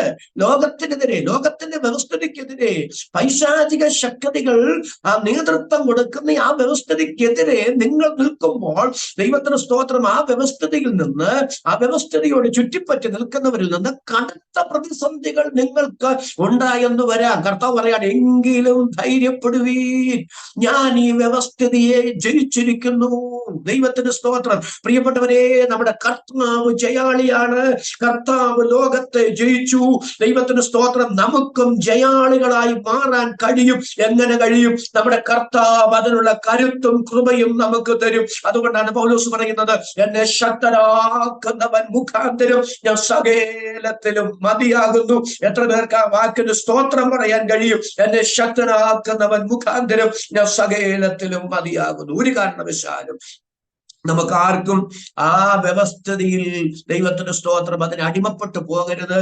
ആ വ്യവസ്ഥിതി നമ്മളെ അതിലേക്ക് ഇങ്ങനെ ഭൂഗർത്ത ആകർഷണം പോലെ, ദൈവത്തിന്റെ സ്തോത്രം, ഭൂമി മേളിലോട്ട് പോകുന്നതിനില്ല, അതിലേക്ക് വലിച്ചടുപ്പിക്കാൻ ശ്രമിക്കുന്നത് പോലെ ഈ ലോകത്തിന്റെ ഈ പൈശാചിക വ്യവസ്ഥിതി, ദൈവത്തിന്റെ സ്തോത്രം, അതിലേക്ക് നമ്മെ വലിച്ചടുപ്പിക്കാൻ എല്ലാ പരിശ്രമങ്ങളും നടത്തും. എന്നാൽ ആ വ്യവസ്ഥിതിയെ നമ്മൾ ജയിക്കണം. അതാ തിരുവെഴുത്ത് പറയുന്നത്, ലോകത്തെ ജയിക്കണമെന്ന് പഠിപ്പിക്കുന്നത്. ദൈവത്തിന് സ്തോത്രം. എന്നാൽ തിരുവെഴുത്തിൽ നമ്മൾ ഒരാളെ കുറിച്ച് വായിക്കുന്നുണ്ട്. ദൈവത്തിന് സ്തോത്രം. അത് ദേമാസിനെ കുറിച്ചാണ് വായിക്കുന്നത്. ഞാനത് ചിന്തിക്കാൻ ആഗ്രഹിക്കുന്നില്ല. 2 തിമോഥെയോസിന്റെ ലേഖനം 4-ാം അധ്യായം 10-ാമത്തെ വാക്യത്തിൽ പൗലോസ് പറയുന്നുണ്ട്, ദേമാസ് ഈ ലോകത്തെ സ്നേഹിച്ചിട്ട് എന്നെ വിട്ടുപോയി എന്ന് നമ്മൾ തിരുവെഴുത്തിൽ വായിക്കുന്നുണ്ട്. അവിടെ ലോകത്തെ സ്നേഹിച്ചു എന്ന് പറഞ്ഞാൽ ദൈവത്തിന് സ്തോത്രം, ആ വ്യവസ്ഥിതിയെ, അശുദ്ധിയുടെ, പാപത്തിന്റെ, അധാർമികതയുടെ, ദ്രവ്യാഗ്രഹത്തിന്റെ, ദൈവത്തിന് സ്തോത്രം, ആ വ്യവസ്ഥിതിയെ സ്നേഹിച്ചിട്ട് അവൻ തെസ്സലോനിക്കയിലേക്ക് പോയി എന്ന് പറയുന്നുണ്ട്. ഒരിക്കലും നമ്മുടെ ജീവിതത്തിൽ ആ ഒരു അപജയം ഉണ്ടാകാൻ ഇട വരരുത് എന്ന് പറഞ്ഞുകൊണ്ട് ഞാൻ ആ ഭാഗത്തോട് വിട പറയുകയാണ്. അപ്പൊ ഞാൻ പറഞ്ഞത്, ഇനിയും ധാരാളം കാര്യങ്ങൾ ലോകത്തോടുള്ള ബന്ധത്തിൽ തിരുവെഴുത്തിൽ പറയുന്നുണ്ട്. ദൈവത്തിന് സ്തോത്രം, അത് വ്യക്തമാക്കേണ്ടതാണ്. പക്ഷെ അവിടെ നിൽക്കാൻ ഞാൻ ആഗ്രഹിക്കുന്നില്ല.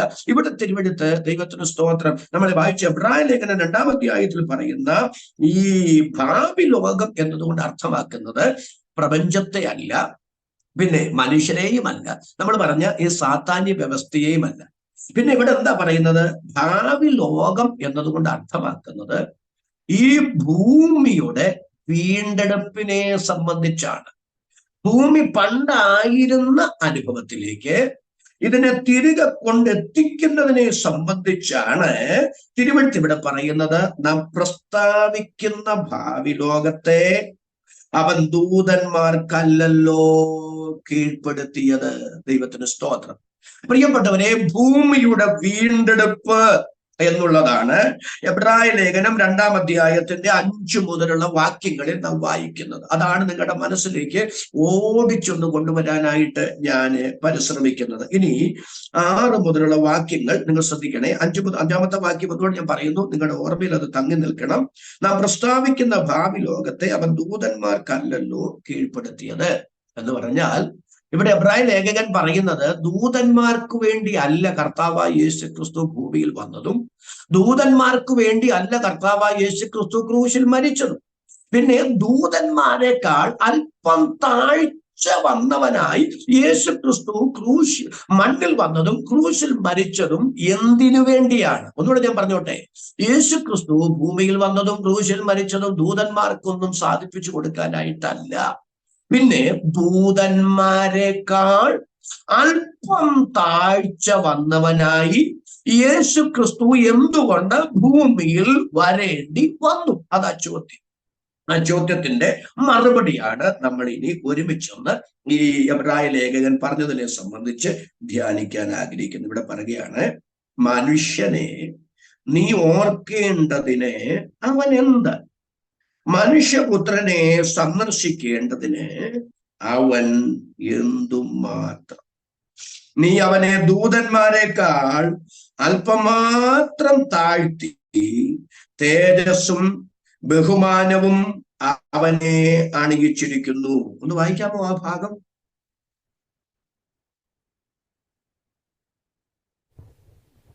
മനുഷ്യനെ നീ ഓർക്കേണ്ടതിന് അവൻ എന്ത്? മനുഷ്യപുത്രനെ സന്ദർശിക്കേണ്ടതിന് അവൻ എന്തുമാത്രം? നീ അവനെ ദൂതന്മാരെക്കാൾ അല്പം മാത്രം താഴ്ത്തി തേജസ്സും ബഹുമാനവും അവനെ അണിയിച്ചിരിക്കുന്നു. നിന്റെ കൈകളുടെ പ്രവൃത്തികൾക്ക് നീ അവനെ അധിപതിയാക്കി. ആമേൻ. അടുത്തോടെ 8-ാമത്തെ വാക്യം. സകലവും അവന്റെ കാൽ കീഴ് ആക്കിയിരിക്കുന്നു എന്ന് ഒരുവൻ ഒരിടത്ത് സാക്ഷ്യം പറയുന്നു. സകലവും അവന് കീഴാക്കിയതിൽ ഒന്നിനെയും കീഴ്പ്പെടുത്താതെ വിട്ടിട്ടില്ല. എന്നാൽ ഇപ്പോൾ സകലവും അവന് കീഴ്പ്പെട്ടതായി കാണുന്നില്ല. മതി, ശ്രദ്ധിക്കുക. ആ ഭാഗം നിങ്ങൾക്ക് ഞാൻ പറയാതെ തന്നെ മനസ്സിലായെന്നാണ് എന്റെ ചിന്ത. പരിശുദ്ധാത്മാവ് ഇവിടെ വ്യക്തമാക്കുന്നത് മനുഷ്യനെ ദൈവം എങ്ങനാണ് സൃഷ്ടിച്ചത്. മനുഷ്യനെ ദൈവം സൃഷ്ടിക്കുമ്പോൾ ദൈവത്തിന്റെ ഉദ്ദേശം എന്തായിരുന്നു? ദൈവത്തിന്റെ പദ്ധതി എന്തായിരുന്നു? ആ പദ്ധതിയെ മനുഷ്യൻ തകർത്ത് കളഞ്ഞു. ആ പദ്ധതിയെ മനുഷ്യൻ തകർത്ത് കളഞ്ഞിട്ട് അതിനെന്ത് സംഭവിച്ചു? അത് മനസ്സിലാക്കിയിട്ടാണ് അടുത്ത ഭാഗത്തേക്ക് വരുന്നത്. അതുകൊണ്ട് വളരെ മനോഹരമായിട്ടാണ് ഈ കാര്യങ്ങൾ രേഖപ്പെടുത്തിയിരിക്കുന്നത്. അത് ഞാനൊന്ന് വിശകലനം ചെയ്യാം. സൃഷ്ടിയിൽ മനുഷ്യൻ എങ്ങനെയായിരുന്നു? ഇവിടെ ഭാവി ലോകം എന്നതുകൊണ്ട് അർത്ഥമാക്കുന്നത് ഞാൻ ഒന്നുകൂടെ പറയുന്നു, ഈ ഭൂമിയുടെ വീണ്ടെടുപ്പാണ്. ഭൂമിയുടെ വീണ്ടെടുപ്പാണ്. ഭൂമിയുടെ വീണ്ടെടുപ്പാണെങ്കിൽ ഭൂമിയുടെ സൃഷ്ടിപ്പ് എങ്ങനെയായിരുന്നു എന്നത് മനോഹരമായൊരു പഠനമാണ് ഭൂമിയുടെ വീണ്ടെടുപ്പ് എന്നുള്ളത്. എന്നാൽ നമ്മുടെ ഈ പഠനത്തോടുള്ള ബന്ധത്തിൽ മാത്രം ഓടിച്ച് ചില കാര്യങ്ങൾ നിങ്ങളുടെ മനസ്സിലേക്ക് തരുന്നു എന്ന് മാത്രമേ ഉള്ളൂ. നമ്മൾ യോബിന്റെ പുസ്തകം 38-ാം അധ്യായം അതിന്റെ 4 മുതൽ 6 വരെയുള്ള വാക്യങ്ങളില് ഭൂമിയുടെ സൃഷ്ടിപ്പിനോടുള്ള ബന്ധത്തിൽ അതെങ്ങനെയായിരുന്നു, എപ്പോഴാണ് ഭൂമിയെ ദൈവം സൃഷ്ടിച്ചത് എന്ന് രേഖപ്പെടുത്തിയിട്ടുണ്ട്. വേണമെങ്കിൽ ഒന്ന് വായിച്ചോളൂ. യോബിന്റെ പുസ്തകം 38-ാം അധ്യായം അതിന്റെ 4 മുതൽ 6 വരെയുള്ള വേദത്തിൽ. ഞാൻ ഭൂമിക്ക് അടിസ്ഥാനമിട്ടപ്പോൾ നീ എവിടെയായിരുന്നു? നിനക്ക് വിവേകമുണ്ടെങ്കിൽ പ്രസ്താവിക്ക. അതിൻ്റെ അളവ് നിയമിച്ചവൻ ആർ? നീ അറിയുന്നുവോ? അല്ല, അതിന് അളവുനൂൽ പിടിച്ചവനാർ? നന്ദി. ദൈവം യോബിനോട് ചോദിക്കുകയാണ്, ഞാൻ ഭൂമിക്ക് അടിസ്ഥാനമിട്ടപ്പോൾ നീ എവിടെയായിരുന്നു? ദൈവപുത്രന്മാർ സന്തോഷിച്ചാനന്ദിച്ചപ്പോഴാണ് ദൈവം ഭൂമിക്ക് അടിസ്ഥാനമിട്ടത്. അങ്ങനെയാണെങ്കിൽ ഇവിടെ ദൈവപുത്രന്മാർ സന്തോഷിച്ച് ആർത്തപ്പോൾ ദൈവം ഭൂമിക്ക് അടിസ്ഥാനമിട്ടു എന്ന് പറഞ്ഞാൽ, ഞാൻ പറഞ്ഞല്ലോ ഭൂമിയുടെ വീണ്ടെടുപ്പ് മനോഹരമായൊരു സബ്ജക്റ്റാണ്. ഇവിടെ മനുഷ്യ സൃഷ്ടിക്ക് മുമ്പാണല്ലോ ദൈവത്തിന് സ്തോത്രം ഭൂമി സൃഷ്ടിക്കപ്പെടുന്നത്. അതിലേക്ക് വേണമെങ്കിൽ ഞാൻ ഓടിച്ചൊന്ന് വരാം. കൊലോസ്യ ലേഖനത്തിൽ നമ്മൾ വായിക്കുന്നത് എല്ലാം കർത്താവായ യേശു ക്രിസ്തുവിനാൽ സൃഷ്ടിക്കപ്പെട്ടതാണ്. കർത്താവാണ് സകലത്തെയും സൃഷ്ടിച്ചത്. സൃഷ്ടിച്ചതൊന്നും അവനെ കൂടാതെ അല്ല, ഉളവായതൊന്നും അവനെ കൂടാതെ ഉളവായതല്ല.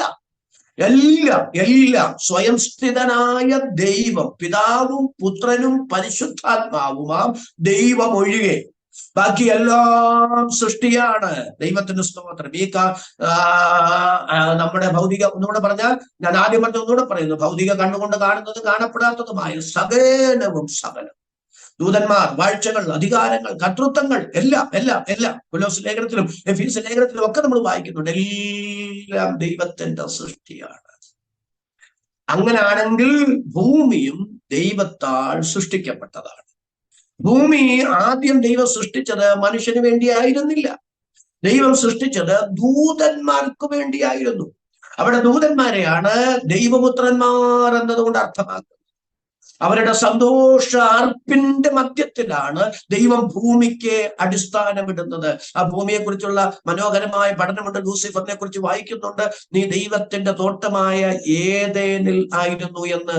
പുരാതന ഭൂമി, ആദിമ ഭൂമി എന്ന് വേണമെങ്കിൽ നമുക്കതിനെ, ആ സൃഷ്ടിപ്പിന്റെ ആരംഭത്തിലെ ഭൂമി, സൃഷ്ടിക്കപ്പെട്ട ആദ്യ ഭൂമി എന്ന് വേണമെങ്കിൽ നമുക്ക് വിശേഷണം കൊടുക്കാം. ആ ഭൂമി സൃഷ്ടിക്കപ്പെട്ടത് ദൂതന്മാർക്ക് വേണ്ടിയായിരുന്നു. അവരുടെ ആർപ്പിലായിരുന്നു ആ ഭൂമിക്ക് അടിസ്ഥാനമിട്ടത്. അവരായിരുന്നു അവിടെ പാർത്തത്. അവിടെ ഇരുന്നു കൊണ്ടാണ്, അവിടെ പാർത്തുകൊണ്ടാണ് ലൂസിഫർ ദൈവത്തിനെതിരെ മത്സരിച്ചതും അങ്ങനെ ദൈവം അവനെ വെട്ടിക്കളഞ്ഞത്. നിങ്ങളെ സമയം കിട്ടുമ്പോൾ എസെക്കിയേൽ പ്രവാചകന്റെ പുസ്തകം 28-ാം അധ്യായവും യെശയ്യാ പ്രവാചകന്റെ പുസ്തകം 14-ാം അധ്യായവും വീട്ടിൽ ചെന്ന് വായിച്ചാൽ മതിയാകും. അങ്ങനെ ദൂതന്മാരുടെ പാപം നിമിത്തം, ലൂസിഫറും അവന്റെ അനുയായികളുടെയും പാപം നിമിത്തം ആ ഭൂമി, ദൈവത്തിന് സ്തോത്രം, പാഴും ശൂന്യവും ആയി തീരപ്പെടുകയായിരുന്നു. അതുകൊണ്ടാണ് ഉൽപ്പത്തി പുസ്തകം 1-ാം അധ്യായം 1-ാമത്തെ വാക്യത്തിൽ നാം വായിക്കുന്നത്, ആദിയിൽ ദൈവം ആകാശവും ഭൂമിയും സൃഷ്ടിച്ചു, ഭൂമി പാഴും ശൂന്യവും ആയിരുന്നു. അവിടെ ഭൂമി പാഴും ശൂന്യവുമായിരുന്നു എന്ന മലയാള പരിഭാഷയല്ല ശരി. അവിടെ ഭൂമി പാഴും ശൂന്യവും തീരപ്പെട്ടു എന്നാണ് രേഖപ്പെടുത്തിയിരിക്കുന്നത്.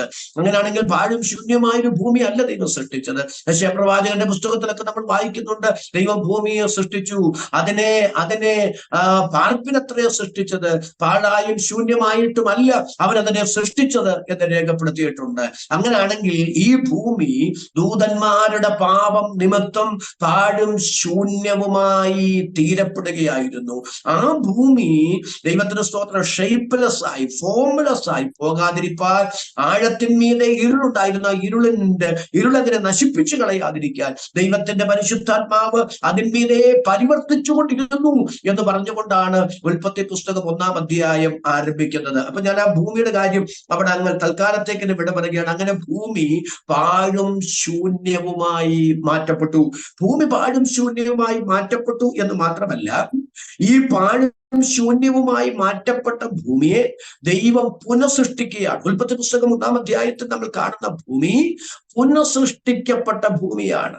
ആ പുനഃസൃഷ്ടിക്കപ്പെട്ട ഭൂമിയിലാണ് ദൈവം മനുഷ്യരെ ആക്കിയത്. ഇനിയാണ് ഈ എബ്രായ ലേഖകൻ പറയുന്ന ആ വാക്കിന്റെ വളരെ പ്രസക്തമായ ഭാഗങ്ങളുള്ളത്.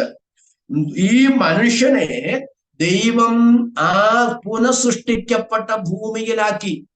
എന്തിന് പുനഃസൃഷ്ടിക്കപ്പെട്ട ഭൂമിയിൽ മനുഷ്യനെ ആക്കി? ഉൽപ്പത്തി പുസ്തകം 1-ാം അധ്യായം അതിന്റെ 27-28 വാക്യങ്ങൾ വായിക്കാം. ഉൽപ്പത്തി പുസ്തകം 1-ാം അധ്യായം അതിന്റെ 27-28 വേദഭാഗങ്ങൾ. ഇങ്ങനെ ദൈവം തന്റെ സ്വരൂപത്തിൽ മനുഷ്യനെ സൃഷ്ടിച്ചു, ദൈവത്തിന്റെ സ്വരൂപത്തിൽ അവനെ സൃഷ്ടിച്ചു, ആണും പെണ്ണുമായി അവരെ സൃഷ്ടിച്ചു. ദൈവം അവരെ അനുഗ്രഹിച്ചു, നിങ്ങൾ സന്താനപുഷ്ടിയുള്ളവരായി പെരുകി ഭൂമിയിൽ നിറഞ്ഞ് അതിനെ അടക്കി സമുദ്രത്തിലെ മത്സ്യത്തിന്മേലും ആകാശത്തിലെ ജാതിയിന്മേലും സകല പൂജര ജന്തുവിന്മേലും വാഴുവീൻ എന്ന് അവരോട് കൽപ്പിച്ചു. ആമേൻ. മതി, വളരെ നന്ദി. ദൈവം തന്റെ സാദൃശ്യത്തിലും സ്വരൂപത്തിലും സൃഷ്ടിച്ച മനുഷ്യനെ പുനഃസൃഷ്ടിക്കപ്പെട്ട ഭൂമിയിലാക്കി. എങ്ങനെയാണ് ആക്കിയത്? സകലത്തിന്മേലും വാഴ. ദൈവം അവന് അധികാരം കൊടുത്തു. അങ്ങനെയാണെങ്കിൽ ദൈവം മനുഷ്യനെ അധികാരമുള്ളവനായി സൃഷ്ടിച്ചു. ഒന്നിനെയും അവന് കീഴ്പ്പെടുത്താതെ വിട്ടിട്ടില്ല. ഈ അഖിലാണ്ട കടാകത്തിലുള്ള സകലതിന്റെ മേലും വാഴാനുള്ള അധികാരം കൊടുത്താണ് ദൈവം മനുഷ്യനെ സൃഷ്ടിച്ചത്. അതാ എബ്രായ ലേഖകൻ ഇവിടെ എടുത്തു പറയുന്നത്.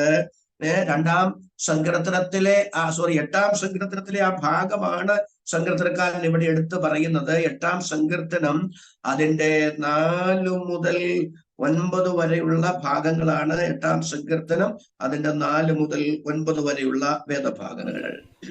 മർത്യനെ നീ ഓർക്കേണ്ടതിന് അവൻ എന്ത്, മനുഷ്യപുത്രനെ സന്ദർശിക്കേണ്ടതിന് അവൻ എന്തുമാത്രം. നീ അവനെ ദൈവത്തെക്കാൾ അല്പം മാത്രം താഴ്ത്തി, തേജസ്സും ബഹുമാനവും അവനെ അണിയിച്ചിരിക്കുന്നു. നിന്റെ കൈകളുടെ പ്രവൃത്തികൾക്ക് നീ അവനെ അധിപതിയാക്കി, സകലത്തെയും അവന്റെ കാൽ കീഴെ ആക്കിയിരിക്കുന്നു.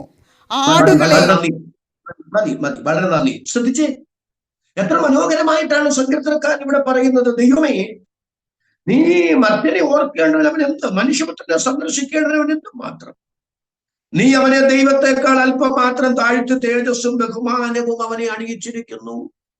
നിഷ്പാപയുഗത്തിൽ പാപത്താൽ മനുഷ്യൻ അപര്യത്തിലേക്ക് നീങ്ങുന്നതിന് മുമ്പ് അവൻ എങ്ങനെയായിരുന്നു എന്ന് തിരുവെഴുത്ത് രേഖപ്പെടുത്തുന്നു.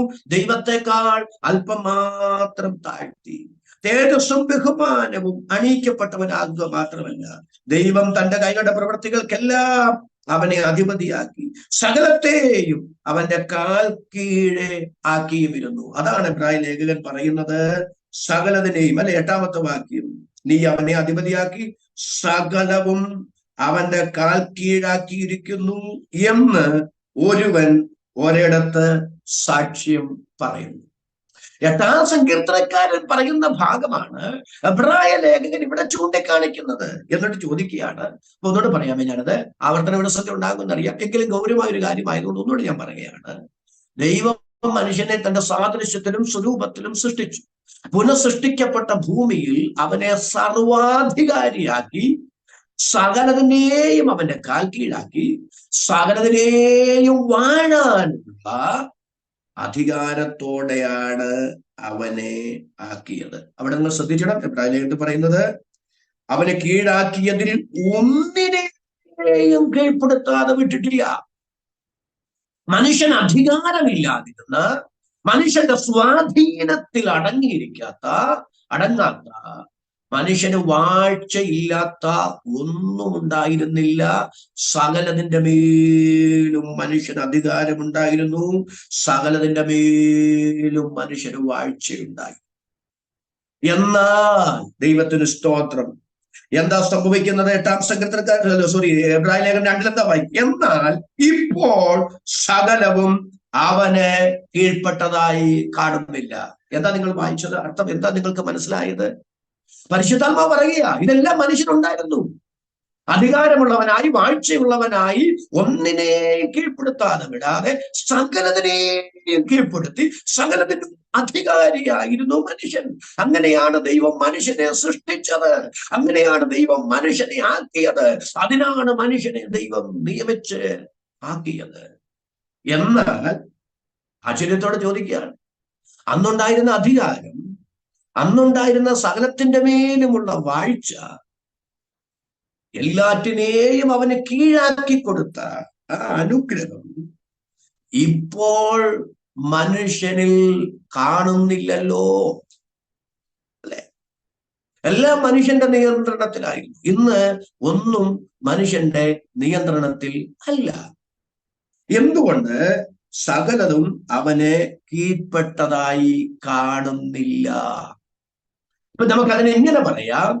മനുഷ്യന് ദൈവം കൊടുത്ത വാഴ്ച, മനുഷ്യന് ദൈവം കൊടുത്ത അധികാരം, മനുഷ്യന് ദൈവം കൊടുത്ത എല്ലാ അനുഗ്രഹങ്ങളും മനുഷ്യൻ പാപത്താൽ പിശാചിന് അടിയറവ് വച്ചു.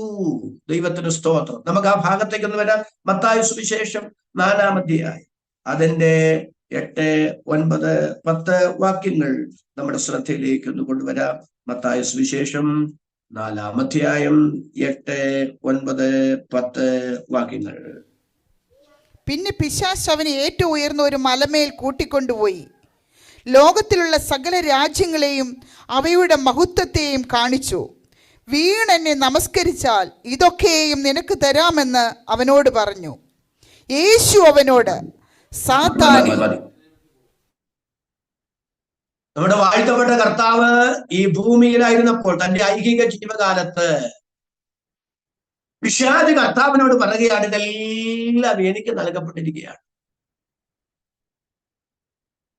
നീ എന്നെ വീണ് നമസ്കരിച്ചാൽ ഇതെല്ലാം ഞാൻ അങ്ങ് തന്നേക്കാം. എന്റെ ചോദ്യം, നിങ്ങൾ എല്ലാവരും ശാന്തമായി ഒന്ന് ധ്യാനിച്ചു വരണേ. ഇത് സാത്താന്റെ കയ്യിൽ ദൈവം കൊടുത്തിരുന്നു? അല്ല. ദൈവം ഈ പ്രപഞ്ചത്തെ മുഴുവൻ, ഈ പ്രപഞ്ചത്തിലുള്ള സകലതിനെയും മനുഷ്യനാണ് കൊടുത്തിരുന്നത്. മനുഷ്യനാണ് അതിന്റെ മേൽ അധികാരമുണ്ടായിരുന്നത്. മനുഷ്യനാണ് അതിന്റെ മേൽ പാലനം നടത്തിക്കൊണ്ടിരുന്നത്. സകലതിനെയും മനുഷ്യന്റെ കാൽ കീഴാണ് ദൈവമാക്കിയിരുന്നത്. എല്ലാറ്റിനെയും വാഴാനുള്ള അധികാരം, അനുഗ്രഹം മനുഷ്യനാണ് ദൈവം കൈമാറിയിരുന്നത്. പിശാച് കർത്താവിനോട് പറയുകയാണ്, ഇതെല്ലാം എന്റേതാണ്. അപ്പൊ മനുഷ്യന്റേതായിരുന്നതെല്ലാം മനുഷ്യൻ പിശാചിന് അടിയറവ് വച്ചു. എങ്ങനെ സംഭവിച്ചത്? പാപത്താൽ മനുഷ്യൻ അവന്റെ സകലതും പിശാചിന് കൈമാറി. പിശാചിന് അധികാരവും വാഴ്ചയും കൈമാറിയത് അവൻ അവിടെ ആ അധികാരത്തിലേക്ക്, വാഴ്ചയിലേക്ക് കടന്ന് കയറാൻ അവസരം ഉണ്ടാക്കി കൊടുത്തത് മനുഷ്യനാണ്. മനുഷ്യന്റെ പാപമാണ്.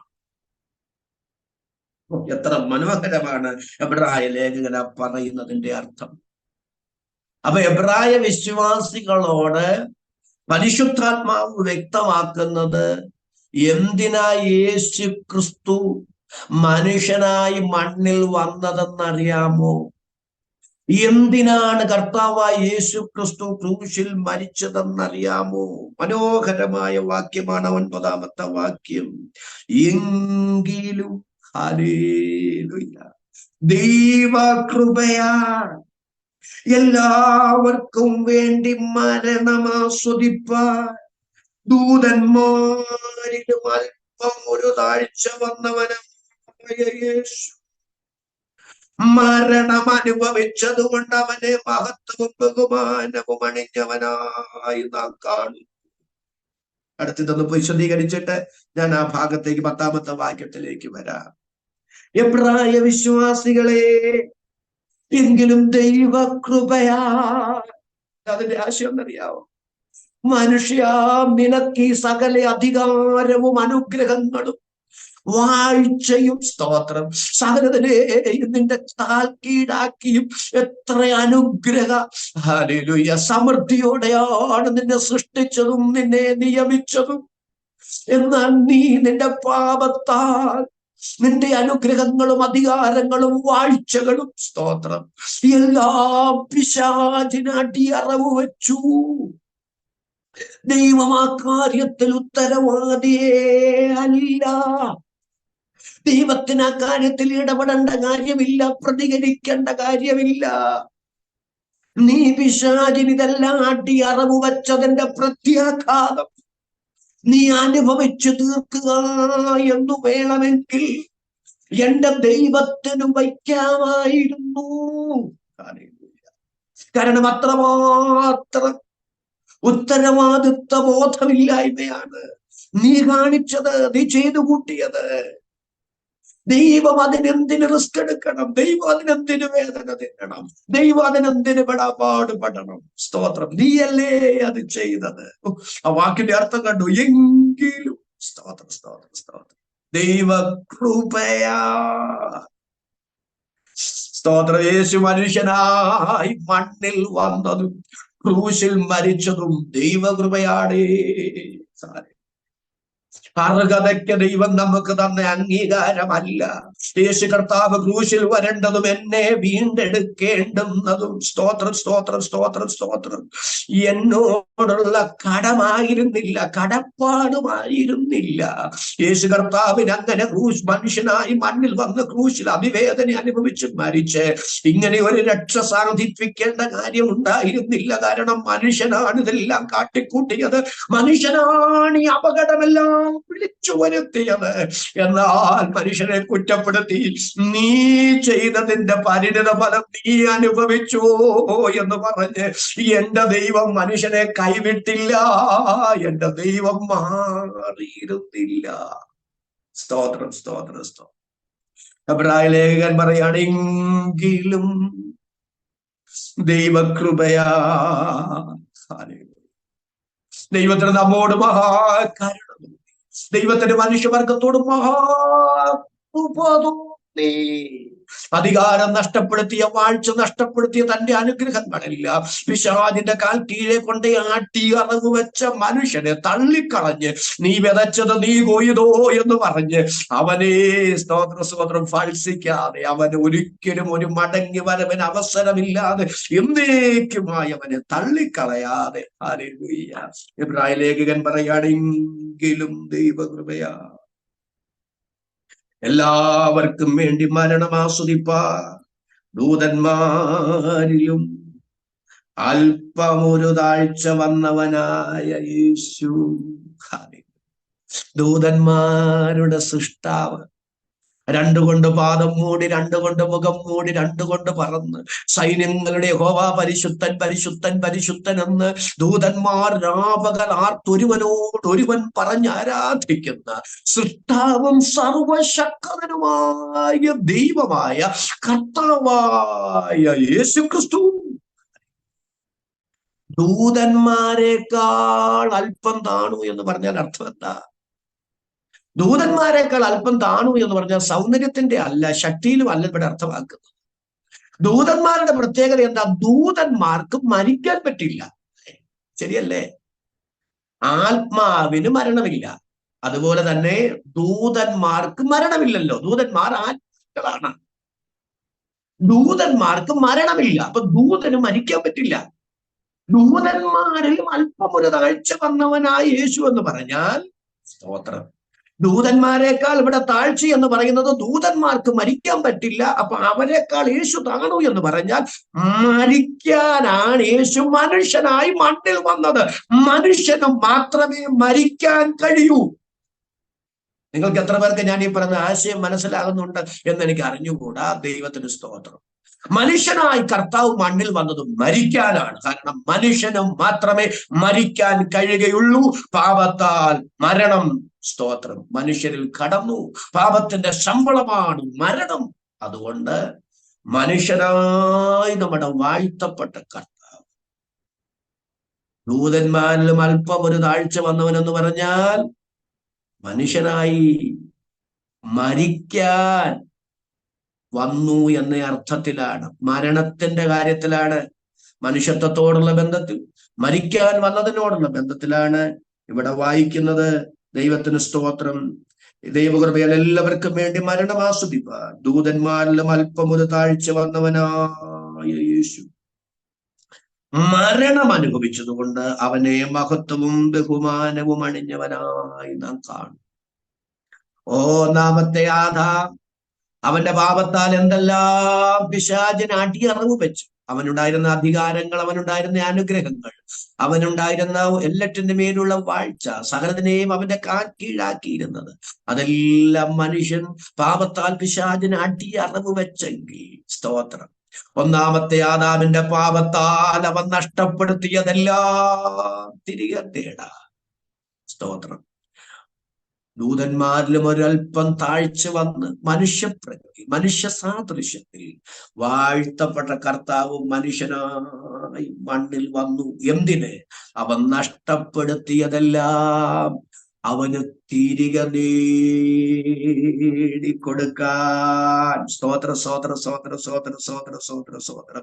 അതാ 9-ാമത്തെ വാക്യത്തിൽ 9-ഉം 10-ഉം വായിക്കുന്നത്. സകലത്തിനും ലാക്കും സകലത്തിനും, 10-ാമത്തെ വാക്യം, സകലത്തിനും ലാക്കും സകലത്തിനും കാരണഭൂതനുമായവൻ അനേകം പുത്രന്മാരെ തേജസ്സിലേക്ക് നടത്തുമ്പോൾ അവരുടെ രക്ഷാനായകനെ കഷ്ടാനുഭവങ്ങളാൽ തികഞ്ഞവനാക്കുന്നത് യുക്തമായിരുന്നു.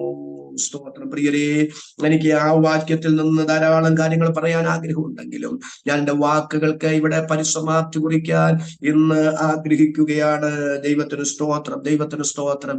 ഭൂമിയുടെ വീണ്ടെടുപ്പ്, പിശാച് എന്തെല്ലാം മനുഷ്യന്റെ പാപത്താൽ സ്തോത്രം മനുഷ്യനിൽ നിന്ന് തട്ടിയെടുത്തോ അതെല്ലാം മനുഷ്യവർഗത്തിന് തിരികെ നൽകി കൊടുക്കാൻ കർത്താവായ യേശു ക്രിസ്തു ക്രൂശിൽ മരിച്ചു, മനുഷ്യനായി മണ്ണിൽ വന്നു. യേശു ക്രിസ്തുവിന്റെ മനുഷ്യ ജന്മത്താലും ക്രൂശ് മരണത്താലും ആദാമ്യ പാപത്താൽ നഷ്ടപ്പെട്ടതെല്ലാം സ്തോത്ര സ്തോത്ര സ്തോത്രം തിരികെ തിരികെ തിരികെ കിട്ടിയിരിക്കുകയാണ്. വെളിപ്പാട് പുസ്തകം 5-ാം അധ്യായം. ദൈവത്തിന് സ്തോത്രം. നിങ്ങൾ ഒന്ന് വീട്ടിൽ ചെന്ന് പിന്നെ ഒന്ന് ശാന്തമായി വായിച്ചാൽ മതി. അവിടെ ഭൂമിയുടെ വീണ്ടെടുപ്പ് നമുക്ക് സ്തോത്രം സ്വാധിച്ചെടുക്കുന്നത് കാണാനായിട്ട് കഴിയുന്നുണ്ട്. എന്തിനാണ് ഞാൻ ഇത്രയും കാര്യങ്ങൾ പറഞ്ഞതെന്നറിയാമോ? എന്നേക്ക് 2024 കൊല്ലങ്ങൾക്ക് മുമ്പ് കർത്താവായ യേശു ക്രിസ്തു മനുഷ്യനായി മണ്ണിൽ വന്നതും തലയിൽ മുൾക്കിരീടം ചൂടി കണ്ണുകെട്ടി തല്ലപ്പെട്ട് മുഖത്ത് തുപ്പലേൽക്കപ്പെട്ട് പുറമൊഴിച്ചാല് പോലെ അടിച്ചു കീറപ്പെട്ട് ഭാരമേറിയ കുരിശ് സ്തോത്രം ചുമന്ന് തലയോടിടമെന്ന ഗോൽഗോത്ത മലയുടെ മുകളിൽ ഇരുകള്ളന്മാരുടെ നടുവിൽ അസ്ഥികളുടെ ബന്ധമെല്ലാം വിച്ഛേദിക്കപ്പെട്ട് ഹല്ലേലൂയ ഉൾക്കിരീടം ചൂടിയ തല മറ്റൊരിടത്തും ചായ്ച്ചു വെക്കാൻ ഇടമില്ലാതിരുന്നത് കൊണ്ട് സ്വന്തം തോളു തല ചായ്ച്ചു വെച്ച് പ്രാണനെ വെടിഞ്ഞ് ക്രൂശിൽ മരിച്ചത് എന്റെ പ്രിയരേ ഏറ്റവും വലിയ ഉദ്ദേശം ഇതായിരുന്നു. ഏതാണ് ആ ഉദ്ദേശ്യം? ആദാമിനുണ്ടായിരുന്ന മനുഷ്യന് ദൈവം സൃഷ്ടിയിൽ സ്തോത്രം കൊടുത്തിരുന്ന എല്ലാ അനുഗ്രഹങ്ങളും, അവന് ഉണ്ടായിരുന്ന വാഴ്ചകൾ, അധികാരങ്ങൾ, എല്ലാ അനുഗ്രഹങ്ങളും അവൻ പിശാചിന് കൊണ്ട് കൈമാറിയെങ്കിൽ, പിശാചിന് അവൻ അടിയറവ് വെച്ചെങ്കിൽ അതിനെയെല്ലാം തിരികെ മേടിക്കേണ്ടുന്നതിന്, തിരികെ പ്രാപിക്കേണ്ടുന്നതിന് കർത്താവായ യേശു ക്രിസ്തു മനുഷ്യനായി മണ്ണിൽ വന്നു. ക്രൂശിൽ അത് നിവർത്തിച്ചു, ക്രൂശിൽ അത് നിവർത്തിച്ചു. ഞാനൊരു കാര്യം നിങ്ങളോട് പറയാനാണ് ഇത്രയും കാര്യങ്ങൾ പറഞ്ഞത്. ഭാവി ലോകത്തെ അവൻ കീഴ്പ്പെടുത്തിയത് ദൂതന്മാർക്കല്ല. ദൂതന്മാർക്ക് രക്ഷ വേണ്ടായിരുന്നു കേട്ടോ. അത് രണ്ടാശയമുണ്ട്. ഒന്ന്, പാപം ചെയ്യാത്ത ദൂതന്മാർ, ആ ദൂതന്മാർക്ക് ഭൂമിയും വേണ്ട, ഭൂമിയുടെ വീണ്ടെടുപ്പും വേണ്ട, അവർക്ക് ക്രൂശിൽ യേശു മരിച്ചിട്ടുള്ള ഒരു അനുഗ്രഹവും അവർക്ക് വേണ്ട. രണ്ട്, വീണുപോയ ദൂതന്മാർ, ലൂസിഫറും അവന്റെ കൂട്ടാളികളും, അവർക്ക് ഇനി ഒരു മടങ്ങി വരവിന് അവസരമേ ഇല്ല. കാരണം തിരുവെഴുത്ത് എന്താ പറയുന്നത്? പിശാചിനും അവന്റെ ദൂതന്മാർക്കും ഒരുക്കിയിരിക്കുന്ന നരകമെന്നാണ്. നരകം യഥാർത്ഥത്തിൽ ഒരുക്കിയിരിക്കുന്നത് പിശാചിനും അവന്റെ കൂട്ടാളികൾക്കും വേണ്ടിയാണ്. അപ്പൊ അവർക്കും ഒരു മടങ്ങി വരവില്ല. അപ്പൊ വീണുപോയ ദൂതന്മാർക്കോ വീണുപോകാത്ത ദൂതന്മാർക്കോ വേണ്ടിയോ അല്ല യേശുക്രിസ്തു മനുഷ്യനായി മണ്ണിൽ വന്നതും ക്രൂശിൽ മരിച്ചതും. പരിശുദ്ധാത്മാ പറയുന്നത്, എബ്രായ ലേഖകൻ പറയുന്നത് ഇത്രയേ ഉള്ളൂ. മഹാദൈവം, അഖിലാണ്ട കടാകത്തിന്റെ ഉടയവൻ സ്വർഗം വിട്ട് മണ്ണിൽ മനുഷ്യനായി മണ്ണിൽ വന്നതും ക്രൂശിൽ മരിച്ചതും നമുക്ക് വേണ്ടിയാണ്, നമുക്ക് വേണ്ടിയാണ്. ആ മരണം നമുക്ക് നഷ്ടപ്പെട്ടതെല്ലാം തിരികെ തരേണ്ടുന്നതിന് വേണ്ടിയായിരുന്നു. യേശു കർത്താവിന്റെ മരണത്താൽ വാഴ്ചകളെയും അധികാരങ്ങളെയും ആയുധവർക്കം വെപ്പിച്ച് ദുഷ്ടപിശാചിന്റെ തലയെ തകർത്ത് കാൽവറി ക്രൂശിൽ അവനെ പരസ്യക്കോലമാക്കി അവന്റെ മേൽ ജയോത്സവം കൊണ്ടാടി ആ മരണത്താൽ സ്തോത്ര സ്തോത്ര സ്തോത്ര സ്തോത്രം കർത്താവിനെല്ലാം അവകാശമാക്കിയിരിക്കുകയാണ്. അതതിന്റെ പൂർണ്ണതയിലേക്ക് എത്തപ്പെടാൻ പോവുകയാണ്. എപ്പോഴാണ് അതിന്റെ പൂർണ്ണതയിൽ എത്തപ്പെടാൻ? നമ്മുടെ ഭാവി ലോകം എന്ന് പറയുന്നത് നമ്മുടെ വാഴ്ത്തപ്പെട്ട കർത്താവിന്റെ മടങ്ങി വരവും ദൈവസഭയുടെ ഉൾപ്രാപണവും അതിനുശേഷമുള്ള സഹസ്രാബ്ദ വാഴ്ചയും ആ സഹസ്രാബ്ദ വാഴ്ചയ്ക്ക് ശേഷമുള്ള പുതുവാന ഭൂമിയുമാണ്. ദൈവത്തിന് സ്തോത്രം. പത്രോസ് അപ്പോസ്തലൻ അതിനെക്കുറിച്ച് ഇങ്ങനെയാണ് വായിക്കുന്നത്: നാം നീതി വസിക്കുന്ന പുതിയ ആകാശത്തിനും പുതിയ ഭൂമിക്കുമായിട്ട് കാത്തിരിക്കുകയാണ്. ഇന്ന് കാണുന്നതെല്ലാം സ്തോത്രം പ്രിയപ്പെട്ടവരെ ആകാശം കൊടുമുഴക്കത്തോടെ ഒഴിഞ്ഞു പോകും. ഭൂമിയും അതിന്റെ മൂലപദാർത്ഥങ്ങളെല്ലാം കത്തിയെഴിയും. നമ്മുടെ കണ്ണുകൊണ്ട് കാണുന്ന ആ കാലവും നാം ചവിട്ടി നിൽക്കുന്ന ഭൂമിയും നമ്മുടെ തലയ്ക്ക് മുകളിൽ കാണുന്ന ആകാശവും എല്ലാം എല്ലാം എല്ലാം എല്ലാം എല്ലാം മാറിപ്പോകും കേട്ടോ. ഇവിടെ കാണുന്നതൊന്നും ഇപ്പോഴുള്ളതൊന്നും സ്ഥിരമല്ല. സ്തോത്രം. ഇതിനൊന്നും അധികം നിലനിൽപ്പില്ല. ഇതെല്ലാം മാറിപ്പോകുന്നതാണ്. എന്നാൽ നിലനിൽക്കുന്ന ഒരു പുതിയ യുഗം പിറക്കാൻ പോകുകയാണ്. എന്തിനാ ഞാൻ ഈ പറഞ്ഞെന്നറിയാം? ഒരു പുതിയ യുഗമുണ്ട്. ആ പുതിയ യുഗത്തിന് വേണ്ടിയാണ് ഞാനും നിങ്ങളും കാത്തിരിക്കുന്നത്. ആ പുതിയ യുഗത്തിന് വേണ്ടിയുള്ള ഒരുക്കമാണ് നമ്മുടെ ക്രിസ്തീയ ജീവിതം എന്ന് പറയുന്നത്, നമ്മുടെ ആത്മീക ജീവിതം എന്ന് പറയുന്നത്. അതിനെ വളരെ കാര്യഗൗരവമായി, വളരെ ഉത്തരവാദിത്വ ബോധത്തോടെ എടുത്ത് എത്ര പേര് മകൾ ദൈവത്തോട് പ്രാർത്ഥിക്കും, കർത്താവേ സ്തോത്രം, അങ്ങയുടെ ക്രൂശ് മരണത്താൽ എന്റെ നിത്യതയ്ക്ക് വേണ്ടിയുള്ളതെല്ലാം ഒരുക്കി അങ്ങയുടെ ക്രൂശ് മരണത്താൽ എനിക്ക് വേണ്ടി ഒരുക്കപ്പെട്ടിരിക്കുന്ന സ്തോത്രം ഭാവികാല പദ്ധതികൾ ഓർത്ത് അങ്ങേക്ക് സ്തോത്രം ചെയ്യാനും ആ പദ്ധതിക്ക് വേണ്ടി ഒരുങ്ങാനും എന്റെ ജീവിതത്തെ ക്രമീകരിക്കാനും എനിക്ക് കൃപ തരണമേ. എന്നോടുള്ള സ്നേഹം നിമിത്തം, കരുണ നിമിത്തം എനിക്കായി മനുഷ്യനായി മണ്ണിൽ വന്ന് ക്രൂശിൽ മരിച്ച് ഈ ദൈവീക പദ്ധതികൾ സ്തോത്രം ദൈവമേ എല്ലാം പുനഃസ്ഥാപിപ്പാൻ അങ്ങേക്ക് പ്രസാദം തോന്നിയതുകൊണ്ട് ഞാൻ അങ്ങേക്ക് നന്ദി പറയുന്നു. ആ ഉത്തരവാദിത്വ ബോധത്തോടെ ആത്മാർത്ഥതയോടെ അങ്ങേ സേവിപ്പാൻ, അങ്ങേ പിൻപറ്റുവാൻ എനിക്ക് കൃപ തരണമേ എന്ന് നമുക്ക് വളരെ ആത്മാർത്ഥതയോടെ പ്രാർത്ഥിക്കുകയും അതിനായി ഒരുങ്ങുകയും ചെയ്യാം എന്ന ആശംസയോടെ എന്റെ വാക്കുകൾ ഞാൻ നിർത്തുന്നു. ദൈവം നിങ്ങളെ എല്ലാവരെയും അനുഗ്രഹിക്കട്ടെ. സമയം അനുവദിച്ചു തന്ന ബഹുമാന്യനായ കർത്താവിന്റെ ദാസനോട് ക്രിസ്തുയേശുവിൽ എന്റെ നിസ്സീമമായ നന്ദി അറിയിക്കുന്നു. ദൈവം നിങ്ങളെ എല്ലാവരെയും അനുഗ്രഹിക്കും.